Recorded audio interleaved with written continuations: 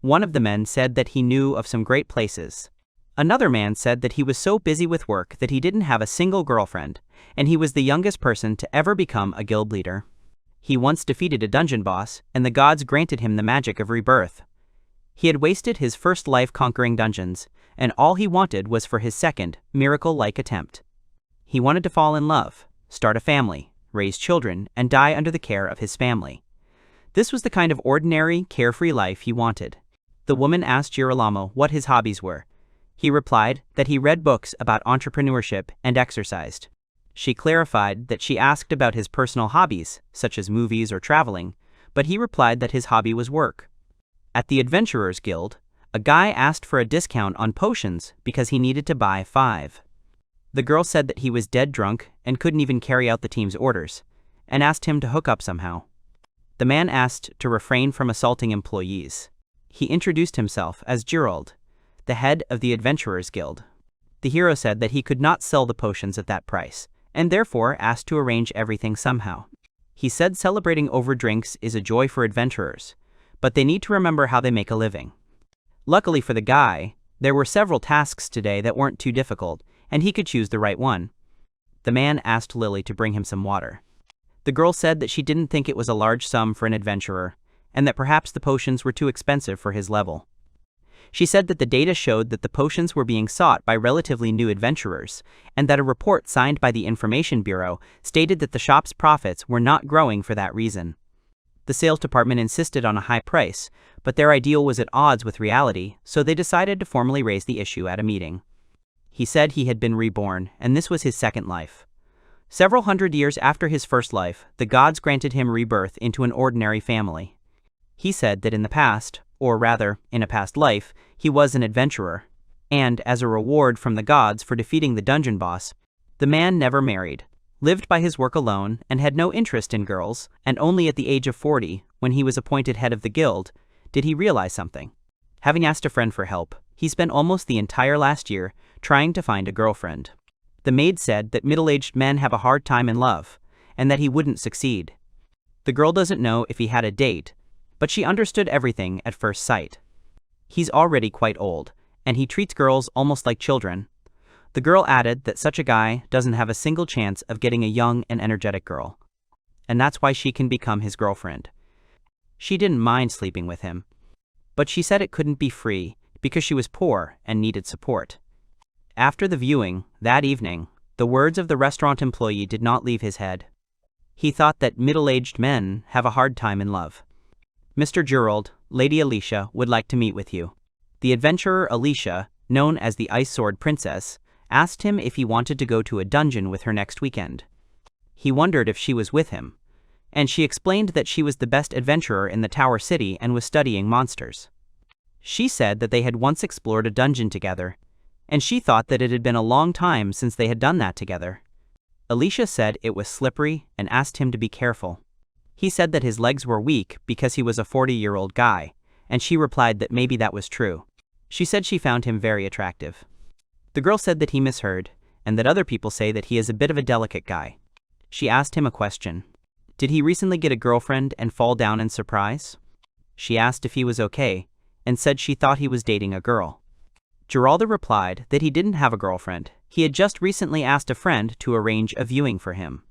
He said he was the least of workaholics who neglected his personal life, and he wanted to have a girlfriend, fall in love, and even get married. She asked if he wanted to date her. The hero said that they were too careless. He told her not to move. Not to move. The man asked if she was okay. He said he enjoyed talking to her and that the offer to go out was a good joke to cheer him up. Giralda said that she was a very beautiful girl, and he was even interested in who she would fall in love with, but he was not her equal at all. He remembered the girl's words that middle-aged men have a hard time in love, and he thought that he had been rejected at the matchmaking, and it was unlikely that such a guy would be suitable for her. She said that she liked him. The guild leader asked what she said, and she replied, nothing. He thought that his hearing had been failing him lately, and that maybe he should go to the hospital. Lily asked Girolamo what happened, why he was sighing. The girl asked Lily who it was, since she had shown up at the guild early in the morning. He recognized her as the employee from the restaurant, and she said her name was Suzu. They explained that they simply met at a restaurant, and that nothing happened between them. The girl said that it was time for her to have breakfast, and that she couldn't keep the guys from the team waiting, and suggested going on a date sometime. He asked her again what she had said and thought that he was a 40-year-old virgin who had not had a girlfriend for over 100 years. Lily said she was serious, and that she would go on a date. The girl said that Lily was simply glowing with happiness. She said she was going on a date with the guild leader, and it was her first date. Another girl joked that she was going to be a big girl. She asked Suzu if she was head over heels in love with him. Suzu said that Lily was too young to think about such things, and that she was already an adult. Lily asked if Suzu was sure she didn't mind her asking him out. Lily said that she thought Suzu liked Mr. Girold because she hugged him, but she replied that it was just a regular hug and there was no love involved. Suzu said that he was not her type at all and asked Lily how she fell in love with him. Lily said that when she first started working, she was afraid to even look him in the eye. He said that he knew that the guild was afraid of him and asked if she was afraid of him. She said he used to seem like a terrible tyrant to her, but now she was comfortable with him. She suggested that maybe he should start by addressing them by their first names. He thanked Lily for her daily report. She thought that he answered so calmly, as if they had known each other for many years, and that was how she began to like the guild leader. The girl said that in reality, everything was different, and from that day on, she fell in love with the head of the guild. She asked how she could help, and they told her that they wanted to receive their reward. The heroine explained that in order to receive rewards for quests, adventurers open their own private business, and that the quest required them to obtain 4 cannibal fangs. They demanded to be paid twice as much. They shouted that the task was too difficult, and that they should be paid twice as much as what was written on the paper. She said they were joking, and told them to give her more money.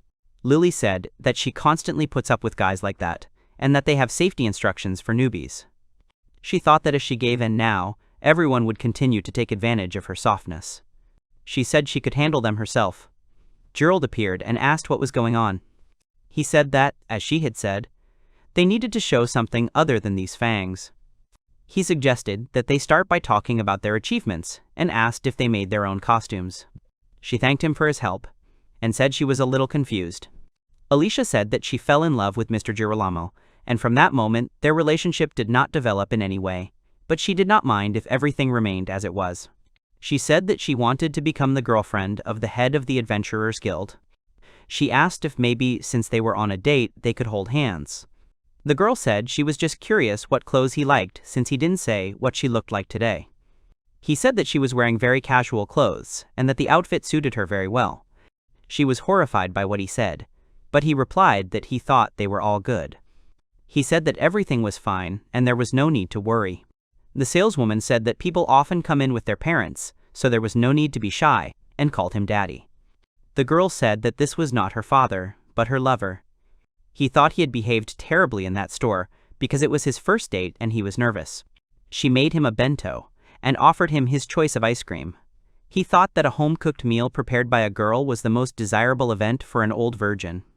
She said that she didn't care what other people thought and that she thought they looked like they were in love. Girold thanked her for the date and said that it was hard for him to be with a young and beautiful girl. She asked him if he wanted to date her anymore, and he replied that she was just as worried about relationships as he was. He thought that she was probably suffering from feelings for him, and she confessed her love to him. The kiss tasted like chocolate. Alicia asked if they wanted to go get something to eat. Alicia begins to command her group. They suggested going to a more difficult dungeon, since there were high-level monsters in the east, and a new type of magic was revealed in the new dungeons. Alicia apologized and said that she was not going anywhere. She said she just wanted to be near him and asked for Girolamo. The girl asked if he had called her, and the other thought it was the one who had kissed her beloved. She wanted to know what happened between them that day and asked if they could be together all the time, since she was an ordinary administrator and he was an adventurer. Alicia asked him why he would have come here if it weren't for her, and he replied that She asked if they could go out to dinner together. He asked her if she wanted to go to dinner with him, and she said she wasn't exactly keen. The girl said that he was exaggerating and that it was awkward for him to have dinner with such a beautiful girl like her. He asked if she was embarrassed to go to dinner with him, since he was a bit old. She replied that it was like that, and he said that he had just been thinking about his age recently. The heroine asked if this was after a date with her, and he replied that if everything was okay with her, then he agreed, although he was worried. And she was glad that she would finally have dinner with her beloved. He wondered if this was what growing up was. The hero said that he didn't often go to such establishments, but she said that was a lie. He thought that he was constantly going on dates and asking for proposals, and God forbid Suzu would show up here. She graces the cover of the most elite magazine, and the whole world knows about her beauty and heroic deeds. Then she desperately needed help, and he helped her. She rejoined the guild, but as a newcomer. He wanted to please her, take her out to dinner or shopping, and they strolled through his favorite stores. Eventually, she recovered and went on missions again. She's now called the Ice Sword Princess due to her cold personality and fighting style, but underneath it all, she's still the same sweet girl. She said they looked like a couple on a date, but he replied that it looked more like a business meeting. Alicia said that it was their first date and asked him if he liked it. He thought that here he was hearing about a date again. The young man thought that now Alicia liked him too. And was this manna from heaven? He said that he met her when she was a newbie, and therefore knows her better than anyone. She apologized. She said that during the fight, he spat out some kind of black liquid, and that Alicia always talks about her campaigns with enthusiasm. The young man thought that in the past, he had also gone into the same dungeons that she was talking about. Girold thought he was lost, but that's when it all started. He'd never heard of a golem lair. She asked if she was doing well. He told her that she was not just a great girl. Others shouted rave reviews about Alicia. She asked if he was interested, and said that she was afraid of falling in love. The young man said that he was afraid because he had just decided to find love, and the relationship with her and Lily was very important to him. He said that he was afraid to change his life, since he had already achieved a lot and was afraid of losing everything. But maybe it was better as it was. She said that when you love, it is not easy. Love also brings suffering. Alicia confessed her love to him. They said that this was their goal, and they needed to pass this tower. The girl cried that her comrades were dead because of their thirst for adventure. She remembered how they sat at the table and thought that now they were gone. She was asked if she wanted to go into the dungeon. She was told that if she was still an adventurer, she should definitely go. Alicia said she sometimes desperately needed adventure and someone to call her, and wanted to try again. She felt like she was being followed, and remembered that adventurers were often pursued in dungeons. She asked Girold if he was spying, and he said she had misunderstood. The hero explained that he was simply worried about her and wanted to call out to her. She thanked him for his concern and said that her worries had disappeared. She had the opportunity to go into the dungeon and complete tasks alone as a sign of mourning for her fallen comrades. He said that even alone it was hard, and suggested that they stick together since she was constantly exploring the floor with weak monsters. She explained that it was a kind of research to better prepare for more difficult dungeons and not miss any fluctuations. He said the last changes were 50 years ago and he had never seen anything like it, so in a way he was lucky, or not. Alicia asked if he was okay and thought that she was not alone and could not do so much. Girold said that if she wanted to continue being an adventurer, there would come a time when she would have to go alone, and now was that time. He said that he would be there and help if it became dangerous, and asked to trust him. The hero told her to leave all doubts in the past, grab the sword and open herself to the future. She coped, but cried from pain. She thought about the pain that had only grown since then, and about how he had been drowning her, then pulling her out, and then someone had extended a hand to her. Alicia said she wanted to be his girlfriend. The girl screamed, and another asked if it was Alicia. Alicia said she saw her kissing him on the observation deck. She asked if he didn't like her, and what that aura was. He said it wasn't entirely mutual, and asked how to get her home. She said that she would go and asked to help her get home. He thought it was even for the best. The girl asked which one he would choose, but he replied that he was not going to choose anyone, since it was difficult for old people to start relationships. She said that he just perceives girls in love as children. That's why he's a virgin. She said that as long as he had money, finding a relationship would not be a problem, but he asked her not to start. The girl asked me to tell Mr. Girold that she wanted to meet him when she returned from the dungeon. She said she had been told she was not a good drinker and advised to try not to drink so heavily again. She asked why she didn't remember it, and they told her that she was completely wasted and got so drunk yesterday that she went after the guild leader in front of Alicia. The guy said that he would tell you everything later, and that while he was in the dungeon, don't be bored. The girl wondered what they had on their date and apologized, asking to fill out the paperwork for them. The dungeon shook, and the mythical mechanism began to work. Such dungeon cities exist all over the world, inhabited by the most terrifying monsters, and adventurers brave the dungeons day and night in search of treasure. There are currently no prospects for lifting the dungeon blockade. People were worried because their friends had ended up in the dungeon, and they asked for at least some information. The exploration of the first floor of the dungeon has been completed, but the results are completely different from the data they obtained earlier. It was a dungeon vibration. He ordered that all adventurers be informed to be extremely careful, as there was a possibility of powerful monsters appearing, and asked if anyone had returned. Only the group that was on the first floor returned and reported what had happened. The girl said they needed to send a rescue team immediately, but he asked if she thought that was right. The research department is now trying to understand the structure of the oscillations, and they expect that the oscillation may occur again. The girl cried that if they waited until everything was figured out and investigated, Suzu would die. He said that he understood, and that many adventurers were currently left in the dungeon. Among the missing were Suzu and Alicia. The girl cried because she couldn't let her childhood friend die. She was told there was a theory that if you were stuck in a dungeon, you could survive for about 3 days. Adventurers typically stock up on supplies and essentials, but survival rates have plummeted since then. 2 days had already passed since his hesitation. He recounted how he had once gathered adventurers to help the missing, and the rescue team had perished. Most were killed by goblins and ogres, even low-risk monsters. A dungeon without collected data is a dangerous place. One of the guys asked what was wrong, Alicia, but she said no. It seems that the ogres are already starting to come out here, and they have decided to continue exploring.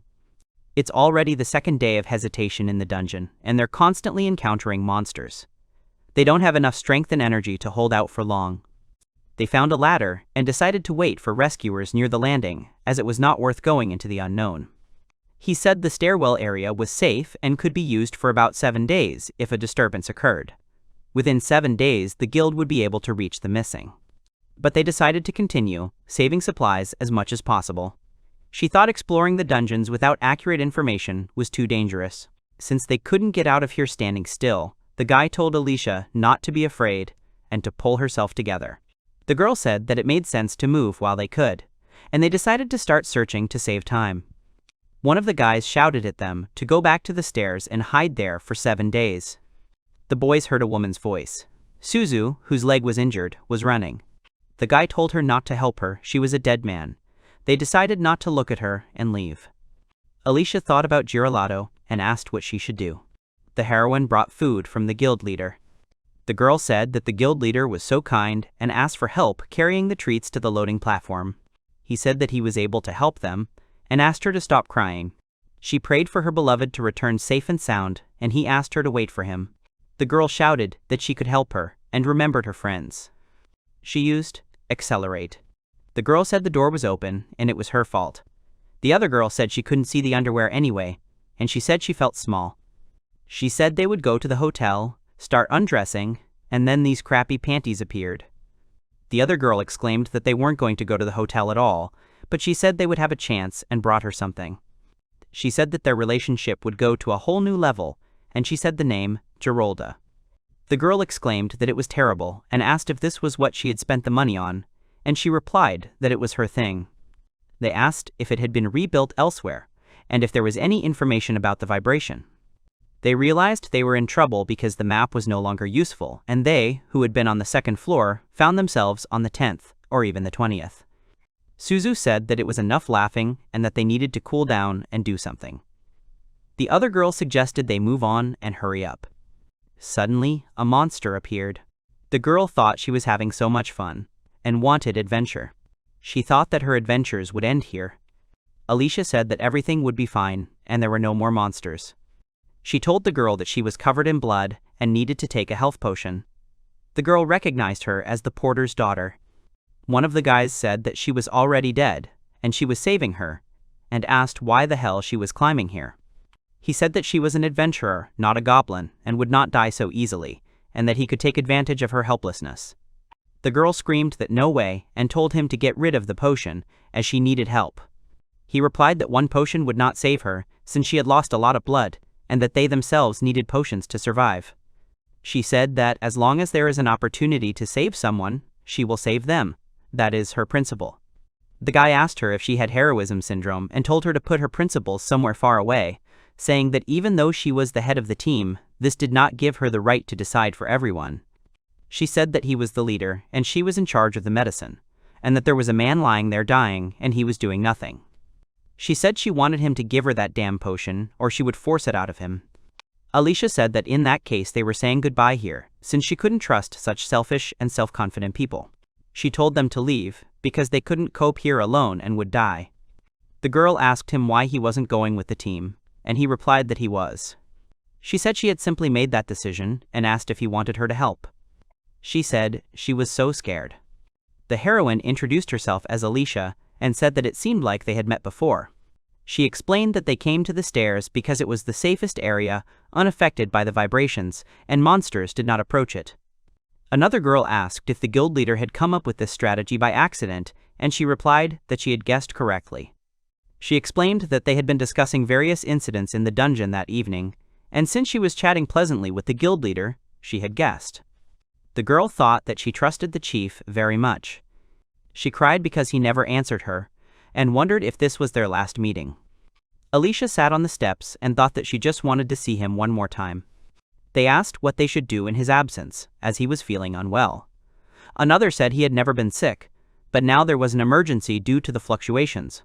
The boss left the assignments for today, and they decided to notify the information department and the sales department, and also to order that everyone receive the assignments. The girl thought that God bless the one who gave her hope. He said he now fully understood the horror of hesitation and decided to move on. He remembered how, while talking to Lily, the last rescue team was killed by goblins and ogres. He then sent a fluctuation research report to the guild, which turned out to be unnecessary because the cycle was too long, but now that report is no longer in the information department. He decided that he would have to fight, since he did not want to waste time looking for a way around. He shouted, "Come on." The hero thought that he couldn't just die here, and that he wouldn't last long. The girl was surprised that there had once been a report from the research department. He said that at the time, he was working in the research department, and although his relationships with his colleagues were not the best, and he was called a monster, it was a good experience, and he learned a lot. She thanked him, saying that because of her selfish request but he replied that there was no need to thank him. He said that he is selfish, and these are his selfish actions. The man said that they would definitely meet.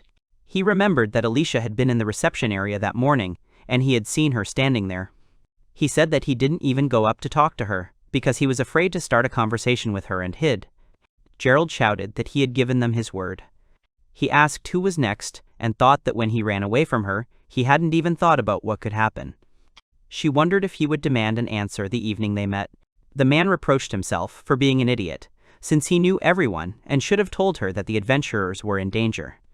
And I thought that he was so afraid of losing Alicia. He thought it would be nice if Alicia left him a clue, and he felt that someone was there. Girold was glad that someone was still alive, and asked if it was a human. He asked about the mask, and he answered. He asked if they knew Alicia, and said that he had seen her when he was going to the dungeon, and decided to find out if she had survived. They said it was Alicia's team, and that she stayed on the floor above. It was destroyed. One of them said that this arrogant fool had betrayed them and was probably lying there dying. The other asked if he had any potion with him. He asked what that look was, and said he didn't have the potion. The girl thought she shouldn't turn her back on him. The man said that he didn't believe it, and that he would find her safe and sound, and then he would tell her everything. She thought she had dreamed of Girold and that she wished she could see him again. Alicia asked Suzu how she was, and realized that she was shivering and burning and needed a medic immediately. She said she had a fever and was sweating all over, and that at this rate she would become dehydrated. She decided she had no choice and gave her some water to drink. The girl came to her senses, and the other asked if everything was okay and how she felt. She said that since she no longer needed help, she could drink some water herself. Alicia thought it was her first time, and that this was a kiss. She said it was time to get out. She used accelerate and ran. Alicia fought monsters. She thought she was too exhausted and knew she couldn't move. The girl said that there was no need to worry about her since she was normal and could quickly get back on her feet if she took the potion. but she suggested taking a break since she could hardly stand being carried on her back. The girl said that she could die and asked to take off her boots because there was something inside.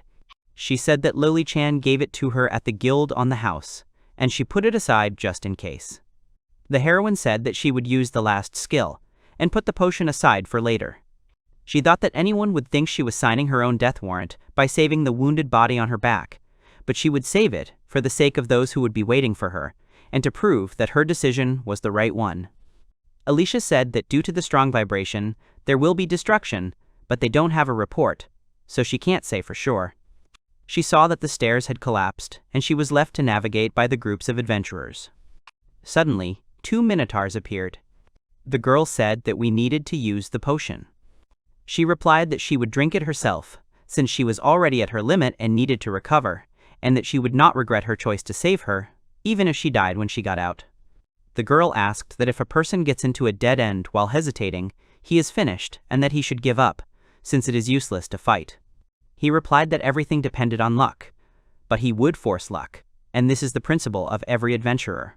Alicia shouted, "Strike!" She thought that if she used lightning at the peak of her physical strength, then death was guaranteed, and she would be able to deal with them while all 3 skills were active. The heroine apologized to Suzu. She said she couldn't do it anymore. The girl said that she did everything in her power. He thought that he didn't regret what he had done and that he hadn't heard her reciprocate his feelings, but maybe it was all for the best.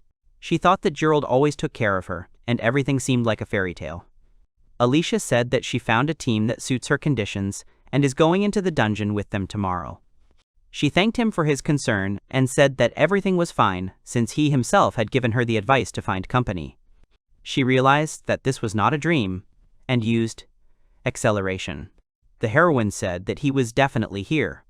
Girold told her to leave the rest to him and rest. He fought with a monster.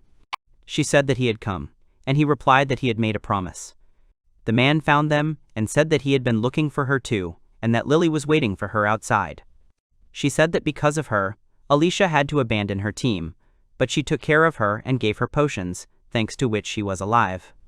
He said that running to save other people in such conditions was very dangerous, but he admired her actions, and that Alicia needed to be given medicine.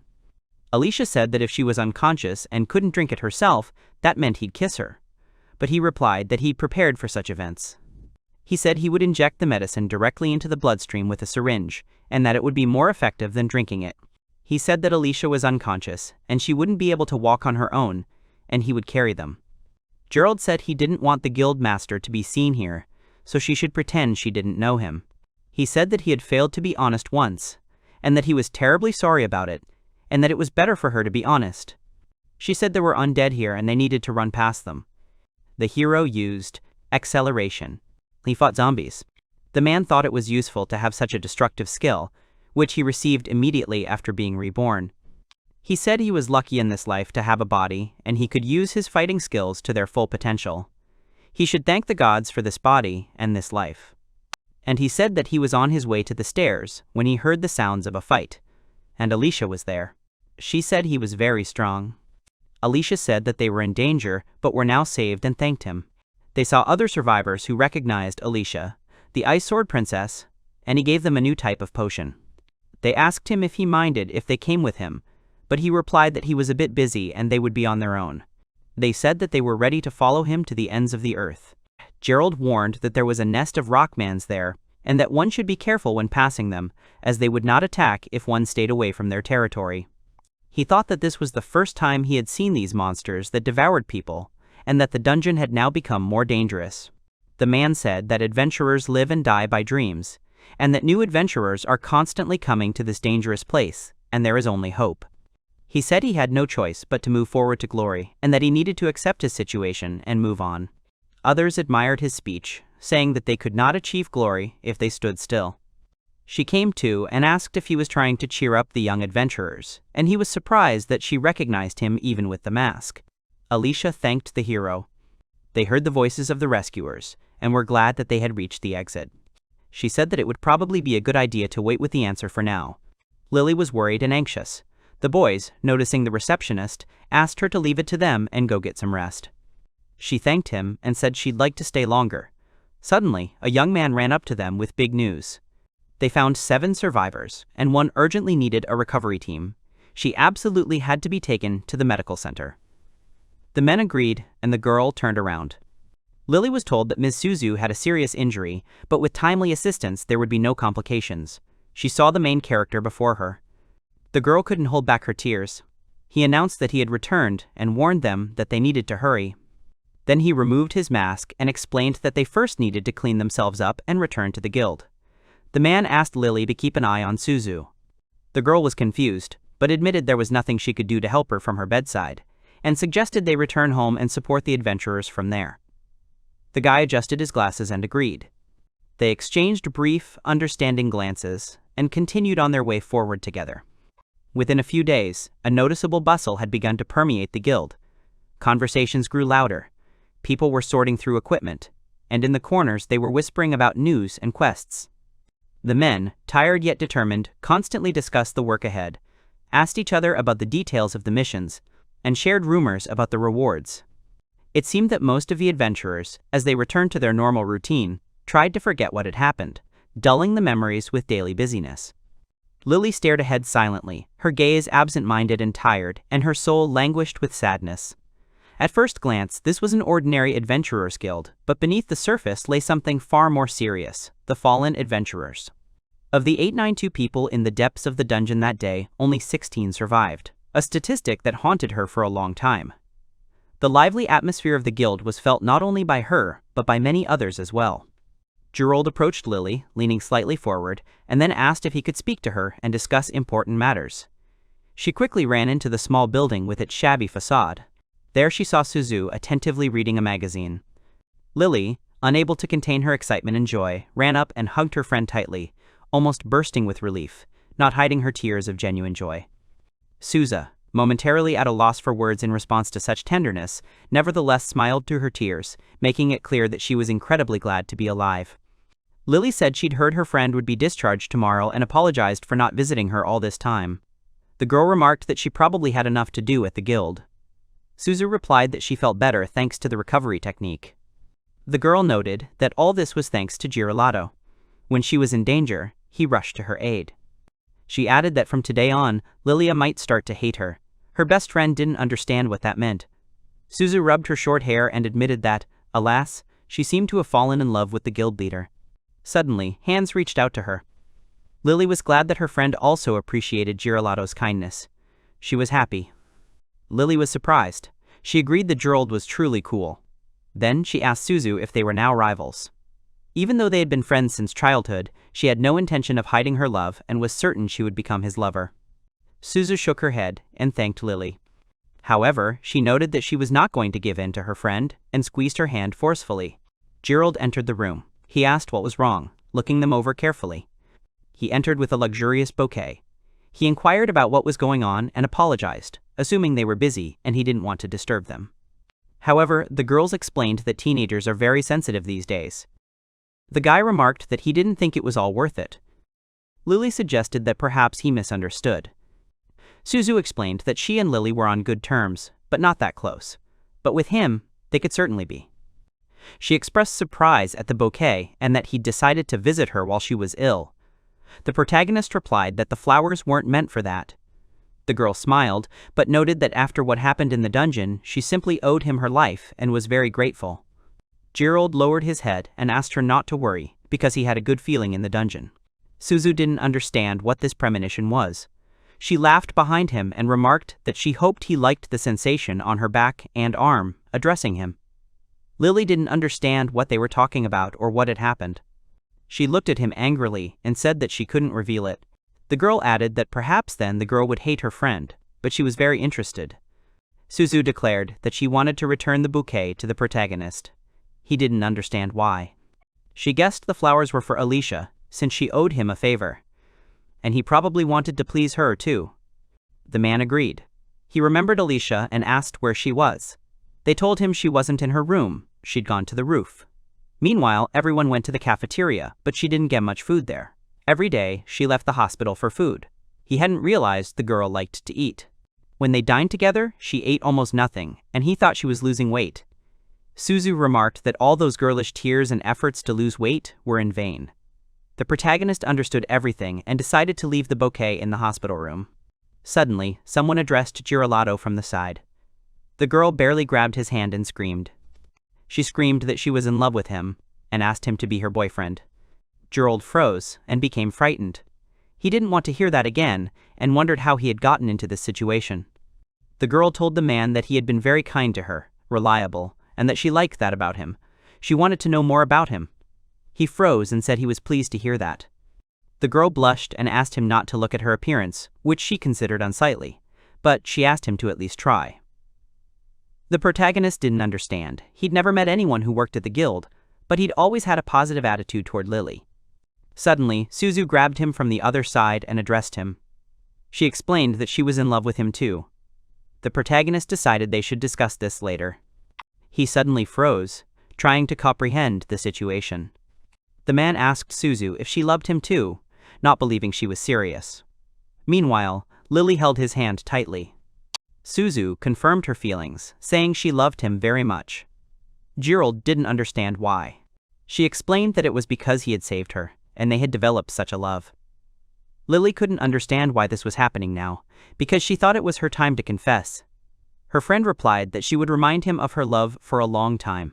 She placed her hand on her chest, saying she'd been advised to be honest about her feelings and not put it off. She couldn't bear the thought of Girold not being hers, so she'd regret it if she didn't confess now. The boy didn't get the hint. The man adjusted his glasses and concluded that, since this was the case, he understood that he liked both girls. He didn't know what to do. Girls confessed their love to him, each one assuring him that she loved him more than anyone else, and that he simply had to be with them. They told him that if he chose a girl like Lily, nothing good would come of it. The hero was stunned, but then he heard the sound of a door being torn off its hinges. An angry fist appeared in the doorway. It was Alicia, and everyone shouted her name. She sarcastically remarked that they were having very cheerful conversations. She declared that since the girls were confessing their love, she wanted to join in too. Girold exclaimed that everything was not as she had imagined. He blushed and explained that he just came here. The girl blushed and cried out in tears that she loved him too, very much. Lily hastened to explain to Alicia that she'd already kissed Girolamo and that she was his first. She added that he treated her like a princess, but that wasn't an argument. Suzu intervened, claiming that she'd had more experience with him than with anyone else. The man was captivated by her figure in the dungeon. The girls envied her figure. Girold tried to speak, asking to speak, but Alicia suddenly screamed that she'd made it all up. She announced that, starting from that day on, for a month, they would compete, and in the end, Girold would decide who would be his lover. The boy froze in surprise. Lily agreed, and Suzu thought it was a good idea. Alicia sealed the deal by noting that Girold had no objections. He automatically responded affirmatively.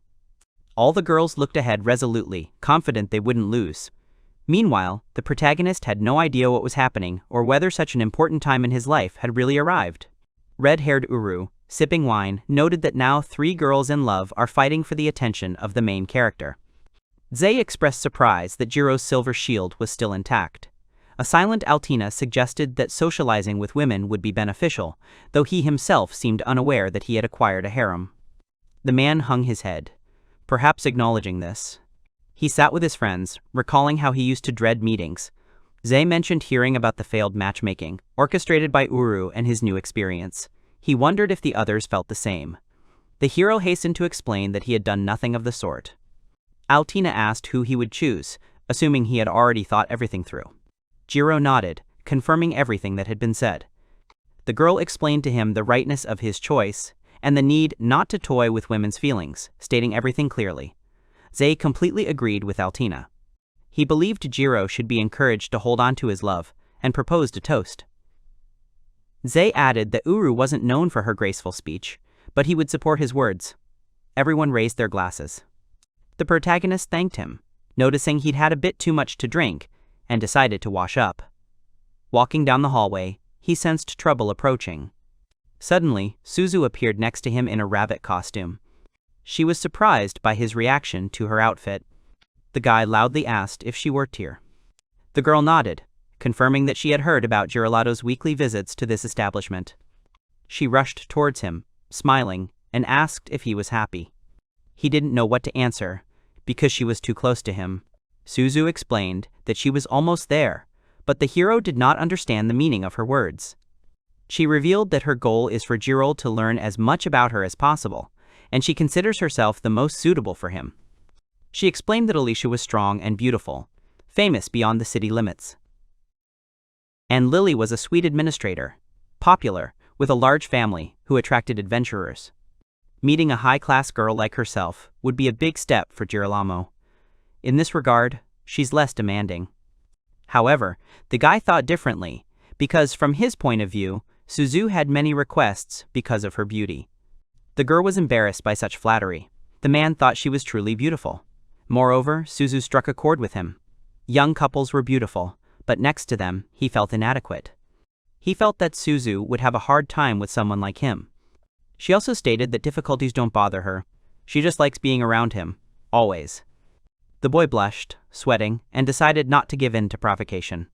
Suzu noticed he was blushing as he spoke, which meant she had a chance. The hero explained he'd simply been drinking. Then a colleague approached Suzu, reminding him of the ban on harassing customers in their establishment. The woman apologized. Girold left her. Returning to his friends, when they asked about his flushed face, he said he'd had too much to drink. The man suggested he might have a fever. He noted that he hadn't given himself any rest since his hesitation in the dungeon. Girold called the guild. He apologized, citing poor health.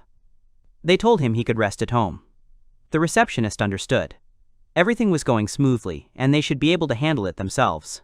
However, if any problems arose, they would call the main character. If any difficulties arose, it was absolutely essential to contact him. After hanging up, the man was surprised that the work was proceeding without his intervention. He needed to focus on recuperating. He felt very lonely. Perhaps it was a consequence of his weakness. The city was silent, but the guild was busy. Alicia climbed the tall staircase and paused before the door. She raised her fist hesitantly, debating whether to knock. The girl was very shy and began to sweat. Suddenly, the door began to open. Girold came out and asked how long she intended to stand there. Alicia blushed with embarrassment. She was surprised to be noticed. The boy explained that a strange aura had been hovering near his door for about an hour. The girl apologized and explained that she had been at the guild and learned of his illness. The hero was surprised by her visit. He replied that it was a slight cold due to overwork. The girl quickly entered the apartment, declaring she'd cooked something nutritious since she'd bought groceries. The man apologized but said he'd already eaten. Alicia's expression darkened. Then he suggested she just stay with him while he lay down if she wasn't in a hurry. Girold took off his glasses. Alicia watched him, impressed. She was surprised by his request. The girl brought a chair and placed it next to the hero's bed. She said she could stay with him tomorrow, today, and the day after. The boy explained that he planned to return to work at the guild the following day. She replied that she was joking and would be there for as long as needed. She added that she still had the key in case she decided to go home. The girl sat next to him and applied a compress to his forehead. Girold also felt lonely sometimes. The man lay motionless.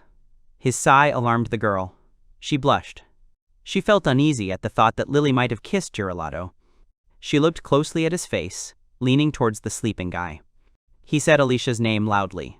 He said he had something he needed to ask her to do. The girl listened attentively. The hero confessed that he loved Alicia and took her hand. He extended his hand towards her. She grabbed it and kissed it.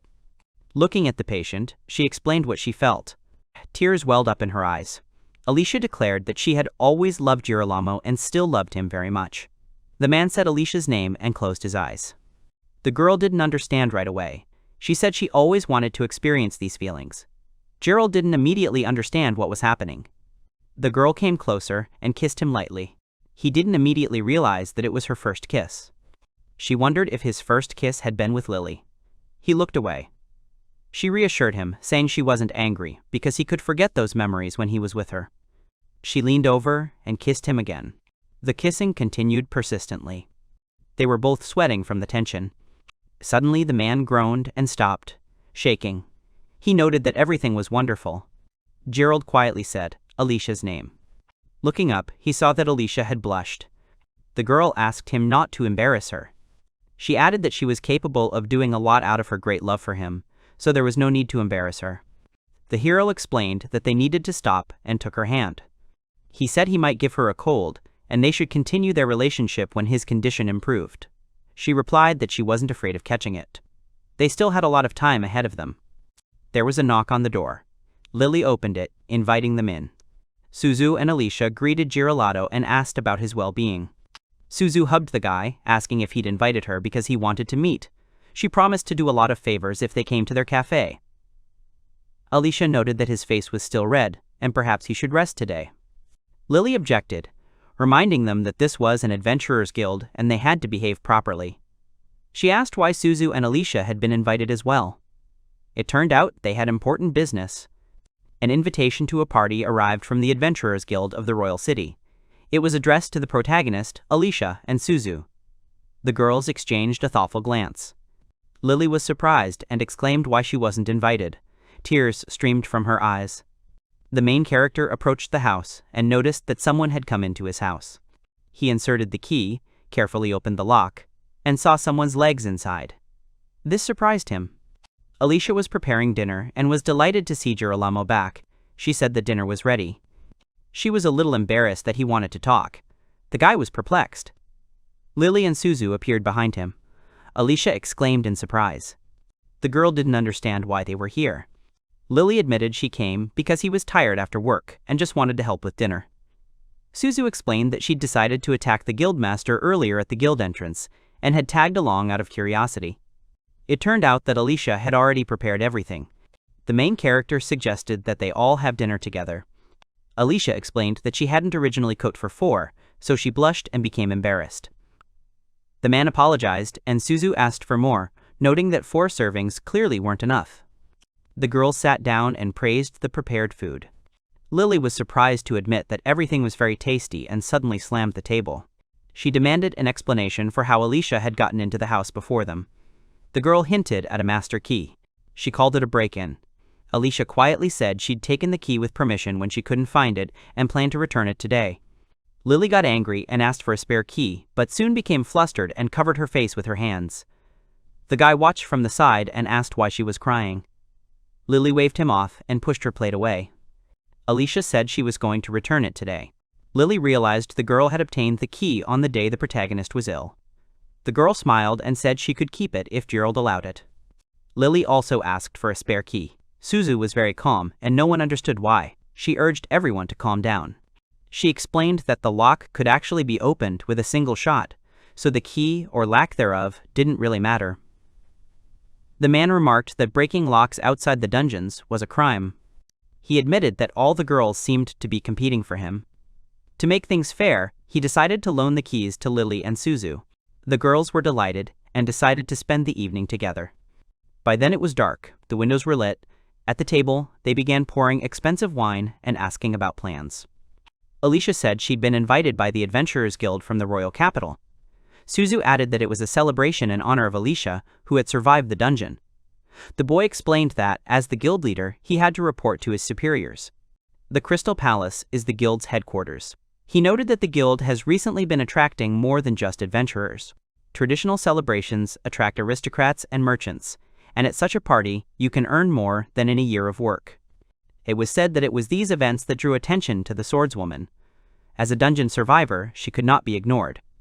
Lily explained that the invitation to the party at headquarters was likely intended for high-class adventurers. The girl complained that she wasn't thrilled about it and didn't like attracting attention. Suzu assumed that Alicia was then declining the invitation. However, they explained to her that she simply had to agree. Although interacting with celebrities from the royal capital was tiring, this was a chance to experience a world they had never seen before. Besides, it was a good opportunity to eat for free and earn a little money. Lily noticed that Alicia had revealed her plans too quickly. She wondered why Suzu had even been invited, calling it odd. The protagonist assumed Suzu was considered Alicia's companion. The mysterious man acted like a companion. All of this was possible thanks to Alicia. But Alicia corrected him by saying it was thanks to Girold, who helped them escape from the dungeon. Her friend insisted they needed to go. Wouldn't this be the perfect time to spend time with Girolamo? The hero assured Alicia that if she agreed, he would be her guide. He saw it as a good opportunity to contact headquarters. She was asked to consider the proposal carefully. Suzu explained that it was a joint trip with Girolamo. She was right next to him and added that the royal capital was a great place for a date. The trip would last several days and they would likely stay at a luxury hotel where they would have to spend the night together. The guy asked him not to listen to Suzu. Suddenly, Alicia stood up from the table. She shouted to the man that she wanted to go to the party. Everyone was delighted with her mood and drank to the upcoming party in the luxurious hotel. Everyone rejoiced, except for Girolamo, who merely shook his head bowed. He saw Lily and addressed her. She explained that she would remain as administrator in their absence. Suzu and Alicia began to discuss the trip, but the man asked them to speak more quietly so as not to wake the neighbors. After a while, the station became busy. The heroes stood with their suitcases, waiting for departure. Suzu arrived last, asking if she had made it in time. But everything was fine, everyone was ready. Lily also showed up and announced that she'd bought them train tickets, and it was time to go. Suzu was surprised to be included in the trip and very happy for her friend. She explained that it was all thanks to the leader. Most of the guests at the party were women. He asked Lily to be his chaperone. She's from the capital and knows the area. Lily thanked Girolamo for the opportunity. The man replied that it wasn't worth it. Lily exclaimed in confusion as to why Girold was sitting next to Alicia. He took her hand. She decided they needed to decide who would sit next to him in a game of rock, paper, scissors. Suzu asked Lily not to yell. She said she'd take a short nap and then definitely sit next to the hero, but for now, Lily could hold his hand. The flight attendant thought they might be summoning someone together, since they were holding both of the main characters' hands. Lily blushed and explained that once they arrived in Arkanen, they would transfer to a carriage and then head to the airfield. Everyone wondered if they'd have planes. It turned out they were in a small pavilion with wyverns, wild dragons you could fly on. It was the first time Alicia and Suzu had seen something like this. Lily explained that this was the wyverns' flying carriage, and now they would be able to fly to the royal capital. They were greeted at the airfield. As representatives, they had to sign. Everyone wanted to take the dragons home. However, this proved impossible, as they were hatchlings hatched from eggs. Suddenly, the dragon Suzu had spoken of roared. Everyone started to show aggression, not understanding what was happening to them and why they were making so much noise. Alicia didn't understand what was happening. She heard quick footsteps behind her.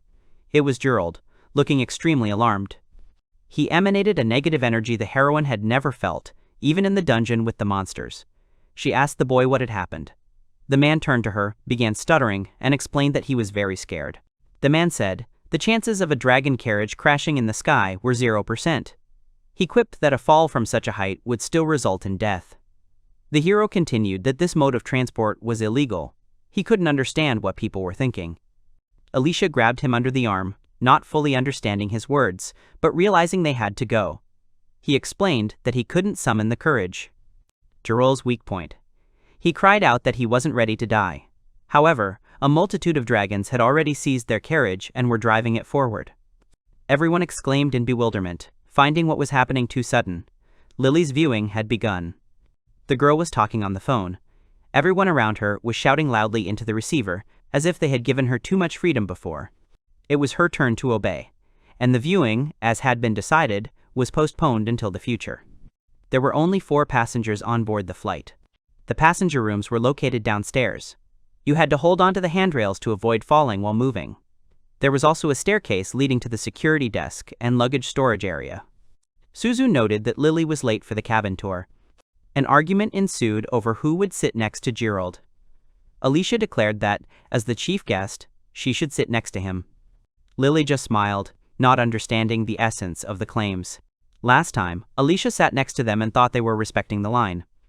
Suzu concluded that everyone was equal here, and now either she or Lily had to teach them a lesson. The girls played rock, paper, scissors. Suzu won. She, smiling, declared that she would now sit next to the main character. The one with the dark aura merely told her to sit down. The girl didn't understand what had happened and felt as if he had burned out. He looked like someone best left alone. Alicia noticed that Suzu sensed it too, and that this aura was piercing even the adventurer's resistance. It became clear that Girold was strong, yet still enigmatic. The girl turned to the boy. She quietly asked him in his ear if he was afraid of heights. She jumped up, hugged him, and said that she would definitely hold him until they took off. Lily turned to Suzu and asked her to stop. Everyone froze, not understanding her concern. The pilot suddenly came running and apologized for the delay. He explained that they had regained consciousness and it was time to depart. Everyone should take their seats and buckle up. The protagonist adjusted his glasses, agreed, and remarked that now they could finally take off. Alicia looked ahead and marveled at the beauty of the landscape. The town seemed tiny, and the high mountains looked eerie. Suzu asked the boy to look out the window, but he refused. They turned to Girold. He was sweating and anxious. It seemed even he had weaknesses. He explained that he had them, and he could say the same about Lily. He believed that, even though she didn't show it, something was definitely wrong with her. Suzu, her best friend, assumed Lily had a fight with her parents. She remembered that Lily had recently moved out. It wasn't that big of a deal, but her friend asked her to be more restrained, as Lily had been feeling quite down lately. The girl began her story. Her friends asked if they would arrange a viewing for her. Lily looked sad and said she wasn't interested at all, but her parents had found a candidate. The meeting was soon, so they needed to go home. She hadn't seen her parents in a while, so she was planning to visit them. She didn't know what to do. She should feign disgust at the candidate, but the hero remembered that during his first viewing, the girl had done exactly that, and it had been very hurtful. Alicia asked Lily if she was against the viewing in principle, and whether she had ever considered marriage. The girl blushed and replied. Twisting her hair, she explained that she was against it, as such decisions couldn't be made hastily. She asked the hero's opinion, but he remained silent. Alicia concluded that Lily didn't seem eager to get married, and immediately declared that she would be ready to marry Girolamo right now. They discussed starting a family, having children, and devoting all their time to each other. Lily exclaimed in surprise upon hearing this. Suzu assumed the girl wanted to become a housewife and leave the Adventurers Guild. Girold was puzzled by this and shook his head. The girl explained that it would be a wonderful adventure for her to spend her whole life with the hero. The man thought it sounded like a marriage proposal. The other girls chimed in, noting that they would be pleased too. The girl became tense, admitting that she was not sure about marriage. She loudly declared that she definitely wanted children with Girolamo. Suzu added that she had the knack for both marriage and having children. Water came out of the guy's mouth, which he spat out. The girl explained that she thinks about the main character constantly. It is then that her whole body contracts. The man was shocked by this news and broke out in a sweat, not quite understanding what was happening. The short-haired girl screamed that she wanted to be happy with him and have children. The hero still didn't understand what she was talking about. It was dangerous, and they had to get up. Suzu explained that the dwarves were unmatched in physical strength. Therefore, she was confident that, of the three of them, she would bring him the greatest happiness. He asked Suzu, noting that he was confident in his abilities and that they would try to learn everything as best as possible. The girl explained that the main character is still inexperienced and needs to be taught everything. He exclaimed, shocked by this information. Alicia explained that if Girold allowed it, she would definitely learn everything. But she had to stop imagining things. Suddenly, all the strangest things shifted slightly, and the man froze. He looked out the window and noticed something seemed to have happened. He yelled for everyone to be careful. They swayed violently, and everything became disorganized. The girls began to fall and screamed in horror. Suddenly, Suzu jumped up above the hero. She fell right on top of him and cried out in discomfort. The man apologized to the girl, saying it was an accident because she wasn't wearing her seatbelt. Their cabin began to rock violently. The girl bumped into the guy again. She began to huff and puff, noting that this had all been a big coincidence.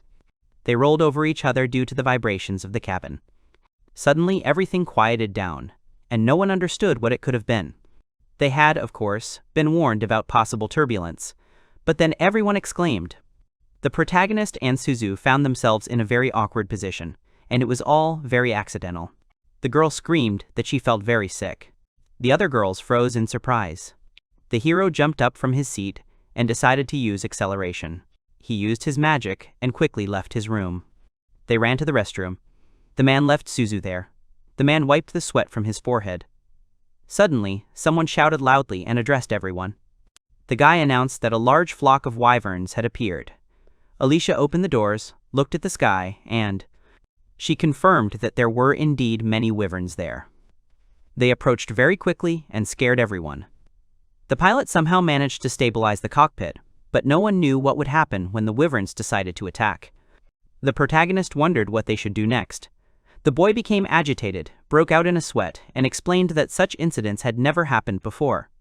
Girold exclaimed that this meant they had no plan. They apologized.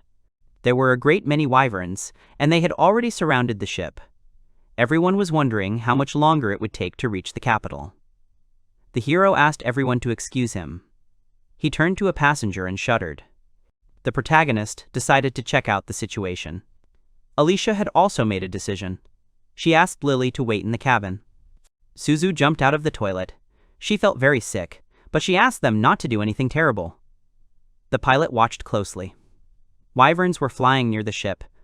The pilot was surprised to see passengers in his cockpit and couldn't figure out what they were doing there. They were surrounded by a swarm of wyverns, something he had never seen before. The hero turned to their pilot, noting that he must be a master at understanding wyvern behavior. The man laughed, saying it was the first time anyone had told him such a thing. After all, only wild wyverns flocked together. He'd never seen such a thing himself, though he'd seen similar cases in a report once. Girold noted that it was then that a giant dragon appeared. He was amazed by this information. It was a fire dragon that was gathering in a flock and circling around him. It was confirmed. The protagonist inquired whether the wyverns were gathering in a flock to confront someone stronger. The pilot explained that they were simply frightened. Despite their appearance, wyverns are cowardly.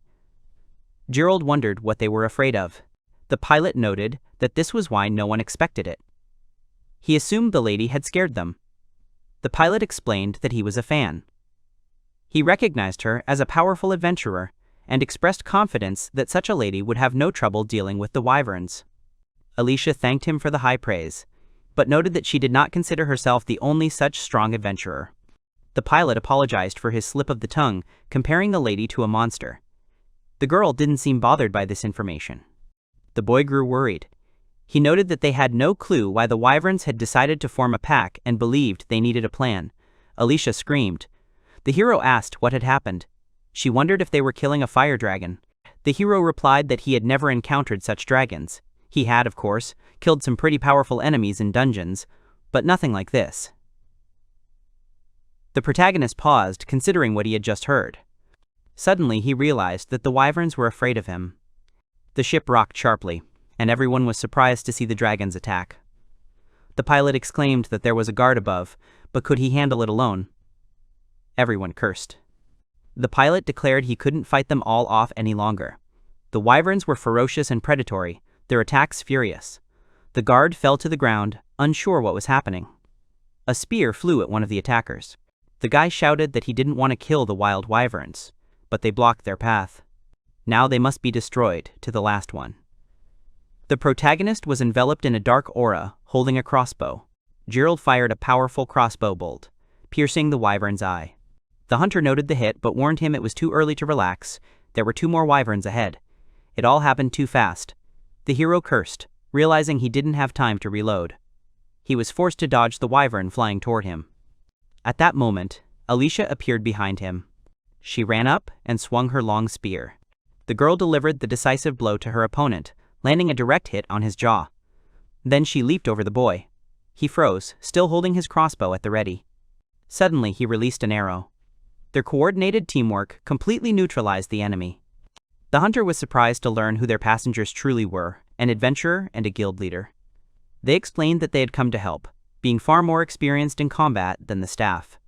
The hunter agreed and thanked the man, extending his hand. However, a new, loudly screaming opponent suddenly appeared from behind. There was a blow, and drops of blood spurted. Girold readied his weapon. He released an arrow and exclaimed that his opponents shouldn't have taken him by surprise. He quickly defeated them. Alicia noted that the wyverns were rumored to be very intelligent. They maintained a formation when attacking, so vigilance was necessary. She expressed doubts about their ability to cope, given the difficulty of moving in their gear. The hero asked the girl to focus on the wyverns directly in front of her. He lifted his protective mask and assured her that he would take care of her safety himself. Alicia became embarrassed and called him by his name, deeply shocked. The hunter didn't understand the sound. The protagonist was surprised at how long it had been since he'd picked up a crossbow, but he felt his hands still remembered the skills from his past life. Suddenly, a cry of a new attack rang out. Despite the change in tactics, the principle remained the same: shoot those within range. The hero exclaimed that those within 2 o'clock should have been eliminated first. He decided to deal with the rest himself. A multitude of enemies had gathered around the flying ship. The girl let out a cry of victory. The hero turned around in bewilderment. Girold concentrated, looked closely at his opponent, raised his crossbow, and struck. The enemy fell, but another followed immediately. The guy managed to reload his weapon. The main character was able to fire projectiles without interruption. Lily and Suzu, sitting inside, were scared. The hero shot down one enemy with an arrow, and then attacked the second with lightning speed. The man exhaled, noting that he'd killed 3 at once, which was astonishing. Behind him, they began shouting again about an attack, and everyone was preparing for battle. The dragon began screaming and spinning. Alicia ran toward it with her weapon. She threw it up and began swatting at the enemies around her. He tried to dodge, but the heroine jumped up, appeared next to him, and struck him on the head. The guard was surprised by the lady's strength, noting that she was clearly an adventurer. There were still a great many enemies around. The protagonist was amazed at how perfectly they repelled all attacks. He suggested that perhaps they would make it out alive. However, the young man realized it was too early to relax. They needed to maintain their position, because if the enemy attacked at once, they would be finished. The guard expressed surprise at how skillfully a man who hadn't handled a crossbow in a long time handled it. He also asked if they were being overly pessimistic about the situation. Girold explained that an adventurer must always be prepared for the worst outcome. He braced himself for another attack. After some time, the enemies retreated slightly. However, they continued to attack, swarming around the aircraft. The guard exclaimed that 3 dragons were flying in the direction of 8 o'clock. The protagonist snapped his crossbow. Girold left the two to rest and monitored the situation.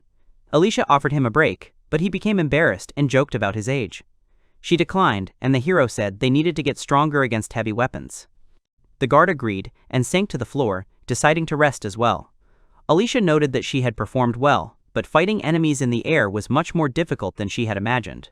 The tension could weaken her concentration. The girl paused for thought.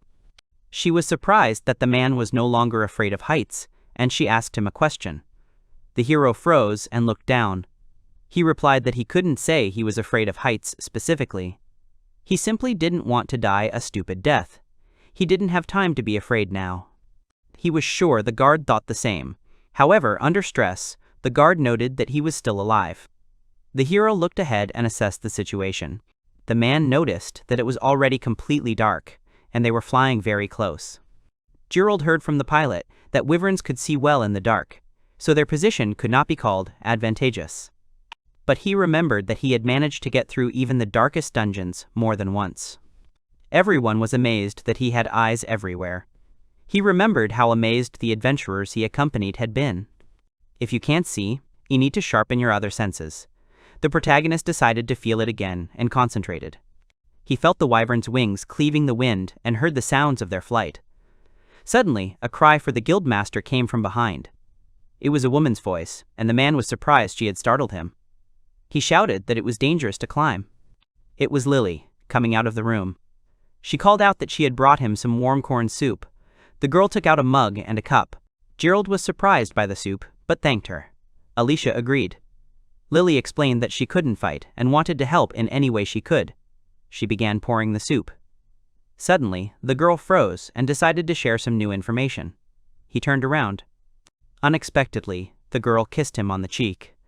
The hero froze, not understanding what had happened, and adjusted his glasses. He quietly asked Lily to wait downstairs a little longer. It dawned on Alicia as she finished her mug. She felt strange, but her intuition was sounding the alarm. Suddenly, Suzu emerged from the cabin.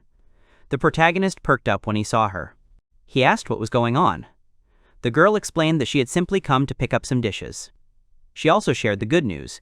They would be entering the capital's airspace in 30 minutes. Alicia was surprised they only had 30 minutes left, noting that it wasn't much. Suzu confirmed that was precisely why they needed to hold out a little longer. The guard decided to remind everyone of the indisputable fact. He sat behind them, explaining to his superior that the wyverns were unlikely to wait patiently.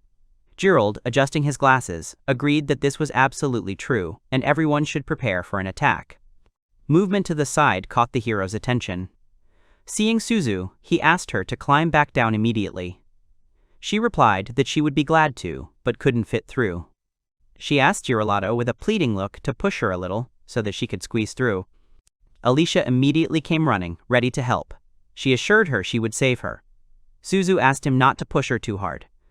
Girold explained that the wyverns were already close and they needed to prepare for an attack. He advised Suzu to be patient, as she wouldn't be able to get through that easily. The guard and adventurers prepared to fight the wyverns. Alicia reported that the attack was coming from the 3-6 o'clock direction and that there were attacks from other directions as well.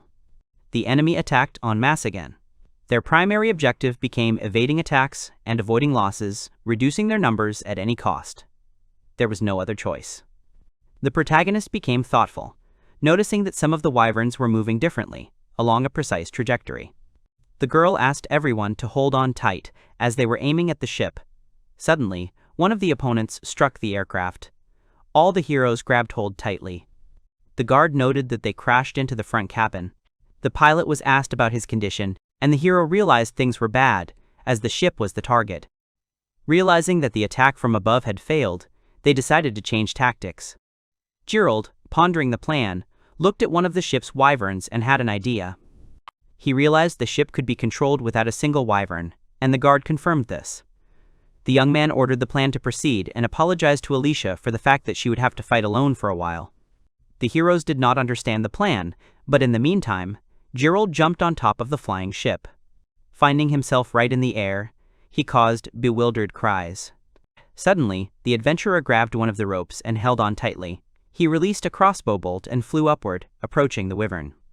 In a clever maneuver, he landed right on top of the beast, which roared in surprise. The hero decided to use the training skill, which allowed him to catch and subdue monsters. He admitted he wasn't an expert, but he'd used it a couple of times. Usually, training required moving from physical to psychological dominance. It should be easier than taming monsters in the dungeon. He decided to subdue her. Suddenly, a guard observing the scene swore, noticing that his spare spear had broken. They were attacking from all sides, and he was warned to be careful. Suddenly, Girold rode through on his dragon and defeated his opponent. Alicia was delighted and mentioned Girold's name. The guard remarked that it was the first time he'd seen anyone subdue a beast and was confused about who this hero was. But Girold, sitting on a wyvern in the dark night, reminded him that he was merely the head of the Adventurers Guild. The battle on the wyverns continued unabated. Everything around the flying vessel creaked as the enemy circled in the air. The pilot hit the ground, clutching his head. He was perplexed by the wyverns' behavior. They had never attacked a ship before. In all his years of service, such a thing had never happened. He realized the situation was critical, and an immediate course change was required. He was surprised when the dragon attacked again. He noticed one of the wyverns flying very close. The pilot was shocked to see that it was one of his own wyverns. A man was on it. He couldn't understand what was happening at all. Suddenly, controlling the dragon, the hero struck the enemy and prepared the crossbow. He noted that everything was going well. He had never flown like this before. However, he felt no fear. Thanks to his taming skill, he shared all the creature's emotions. Wyverns had no fear of heights. He needed to move on. Now he could aim safely. The hero rebooted. He thought that flying was actually enjoyable. He felt an immense sense of freedom. The hero could choose any line of fire. He took aim and, with one swing, fired arrows at several opponents. They immediately felt electric shocks and started screaming. The guard didn't understand what it was. Alicia shouted that it was a lightning attack. It was possible to hit targets without even hitting them directly. While it wouldn't disable the enemy for long, they were in the sky. Therefore, such an attack was deadly. The enemies continued to attack. The hero was surprised that they had decided to attack him rather than the ship. It was advantageous. He continued to move forward, drawing the enemies further and further away from the vessel. He performed sharp loops. The opponents could barely keep up with him. Suddenly, the boy took aim with his crossbow and fired a decisive, accurate shot. He pierced multiple opponents with a blast of light. The guard remarked that it looked cool. Suddenly, Alicia asked him to look ahead. They were retreating, but it was too early to relax. The girls remarked that everything was probably fine now. The heroes were directly above the capital, which was glowing brightly, making it highly visible. The guard exhaled. They were able to enter the air defense zone. Now, they were definitely safe. Suddenly, the hero continued flying. Girold noticed something in the sky and didn't understand what it meant. Even more unexpectedly, another wyvern flew straight ahead, glaring at the boy. He couldn't understand why another one had appeared. Perhaps it had gotten separated from the pack, but that was unlikely. Girold realized she was clearly confused after that attack. He realized he wouldn't have time to repel the attack. She was flying straight toward their aircraft. Suddenly, Alicia looked up and gasped. The hero shouted the girl's name. Suddenly, a huge magical pillar struck the ship. One of the enemy dragons lost control and began to fall.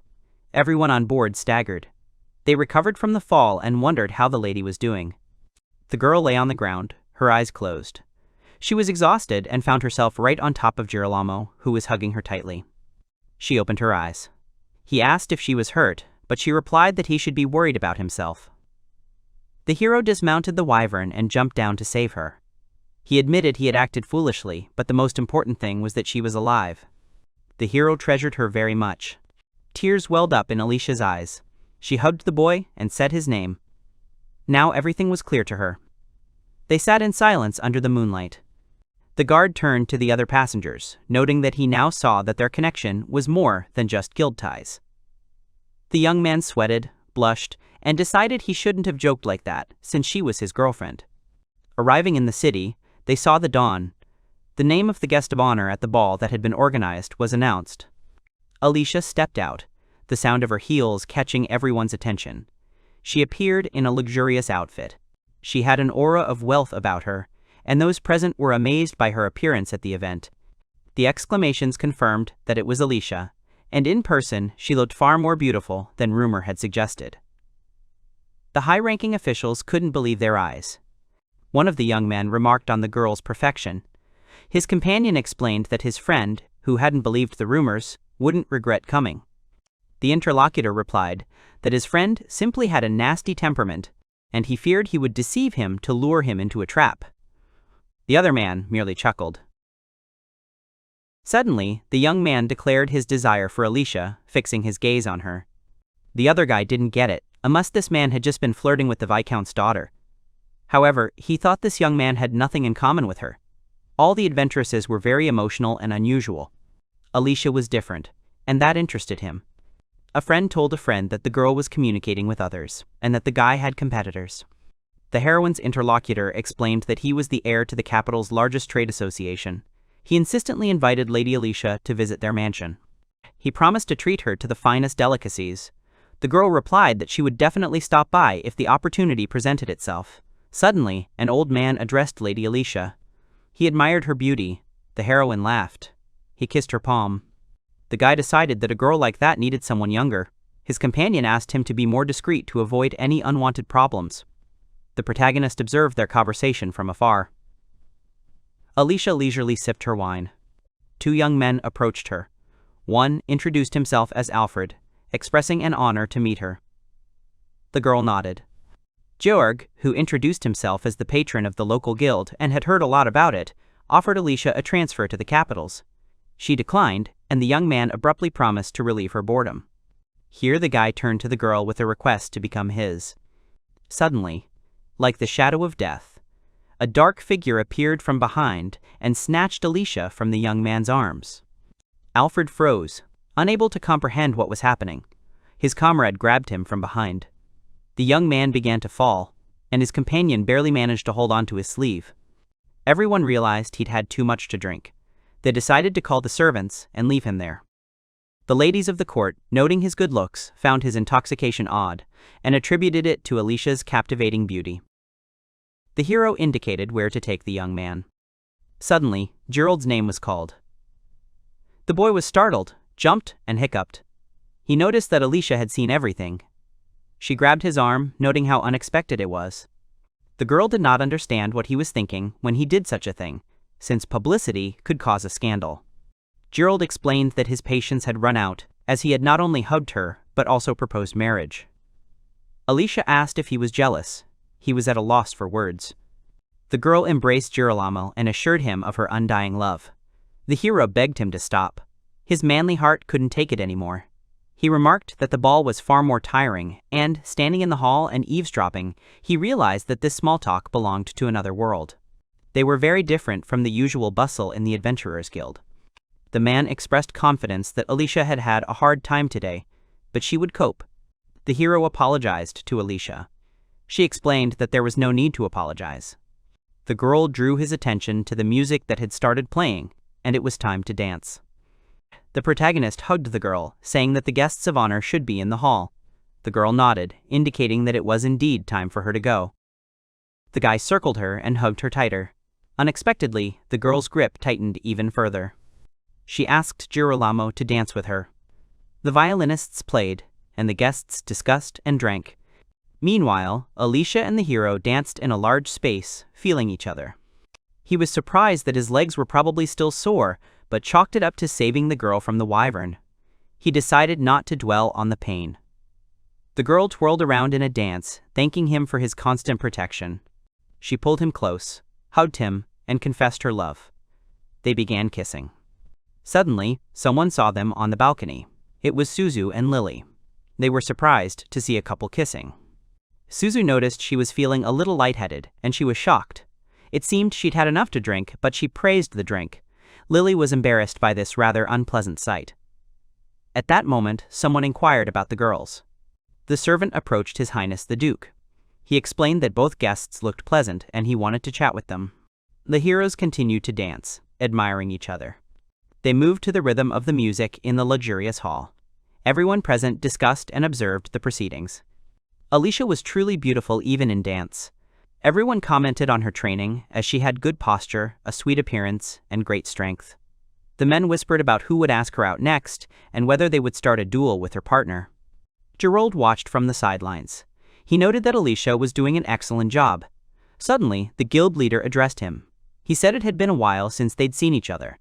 The leader emphasized that thanks to Alicia, the ball had attracted an unprecedented number of guests. This must have had a positive impact on the guild, as today's ball attracted media attention. It seems many patrons had their say. They discussed the need to transfer Ms. Alicia to the Adventurers Guild headquarters. The protagonist froze upon hearing this news. The answer apparently concerned Girolamo himself as well. The boss asked if he would support Ms. Alicia's transfer. If everything went well, it would be entirely his doing, and it would be a major step forward, since the guy was already almost at the top. And things were going well in the dungeon, too. The man explained that things were different. Suddenly, his companion apologized. He explained that there were too many patrons at the ball, and they needed to be greeted. All matters would need to be discussed later. Girold nodded. The hero considered transferring to headquarters. Truth be told, he wasn't particularly interested in promotions or anything like that. He simply served as the head of the guild branch, and the position became available to him thanks to his continued work. He decided he wasn't obligated to pay attention to everyone, like his senpais. He intended to continue working and striving forward. Suddenly, he froze, lost heart, and decided that work should not be more important, but that he should try harder in love. Suddenly, he looked around. He didn't notice either Lily or Suzu in the hall and wondered where they were. At that moment, Lily turned around and asked the man who had approached what he wanted. A guy approached them and said the party was going well. He assumed it was Suzu. He introduced himself as Georg von Storff and explained that his friend had been drinking heavily, which was why he was alone. He asked if they would join him. Suzu allowed him to stay, saying they could do as they wished. Georg thanked the lady and asked Lily who she was. She introduced herself as Suzu's escort and a member of the Adventurers Guild. Georg, struck by her simplicity and hidden grace, invited them to join the dance and asked if they were enjoying the party atmosphere. He knew they seemed cold, but that wasn't a bad thing. Being serious was wonderful. Suddenly, an idea occurred to the boy. He opened his arms and invited them to visit his estate together. He boldly assured them that they would feel more comfortable in his company there than here. Lily loudly replied that they had to decline and apologized. The boy scratched his head and said they must have misunderstood him. He assured them he was no mere scoundrel, but an aristocrat, or rather, a baron. He believed they couldn't refuse such an invitation. Suzu laughed, noting that it was all funny. This was the sixth man to say the same thing, so they decided to decline, but still thanked him for the invitation. The friends explained that they were waiting for an invitation from another gentleman, so they would not accept this. Gorg was surprised and asked who the gentleman was. He declared that he was a gentleman himself and would not give up easily.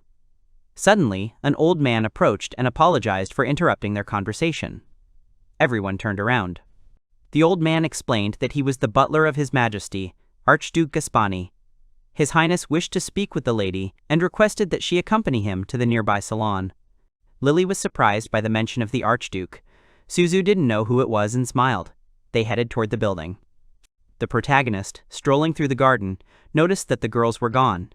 He looked for them and decided they must be in the salon. The guy knew the salon was a gathering place for high society, and it was hard for him to imagine his girlfriends there. Suddenly, he exclaimed when he saw them up ahead. The girl turned to the leader. Suzu was sitting on a chair nearby. They were indeed there. Lily explained the situation and introduced the protagonist to His Majesty, calling him the leader of the Adventurers Guild, the leader of the Dungeon Guild. The Archduke remarked that this must be Lily's superior. He introduced himself as Gaspani. The hero realized that this man belonged to the royal family and was the fifth heir to the throne, Archduke Gaspani. The young man declared that it was a great honor for him to meet His Majesty. He asked him to drop the formalities. He was often written about in the newspapers, and many women were involved with him, although he was rumored to already have a wife and child. Gaspani approached Lily. He said she called herself an ordinary administrator. He thought this place was more suited to a lady like her. He asked if she'd heard that adventurers were ignorant bandits. He apologized to Girolamo, who replied that everything was fine. He sat down and agreed that their level of ignorance was characteristic. The Archduke expressed his firm belief that bandits like adventurers were unsuitable companions for Lily. The hero exhaled. He understood that adventurers never managed to gain the respect or love of high society.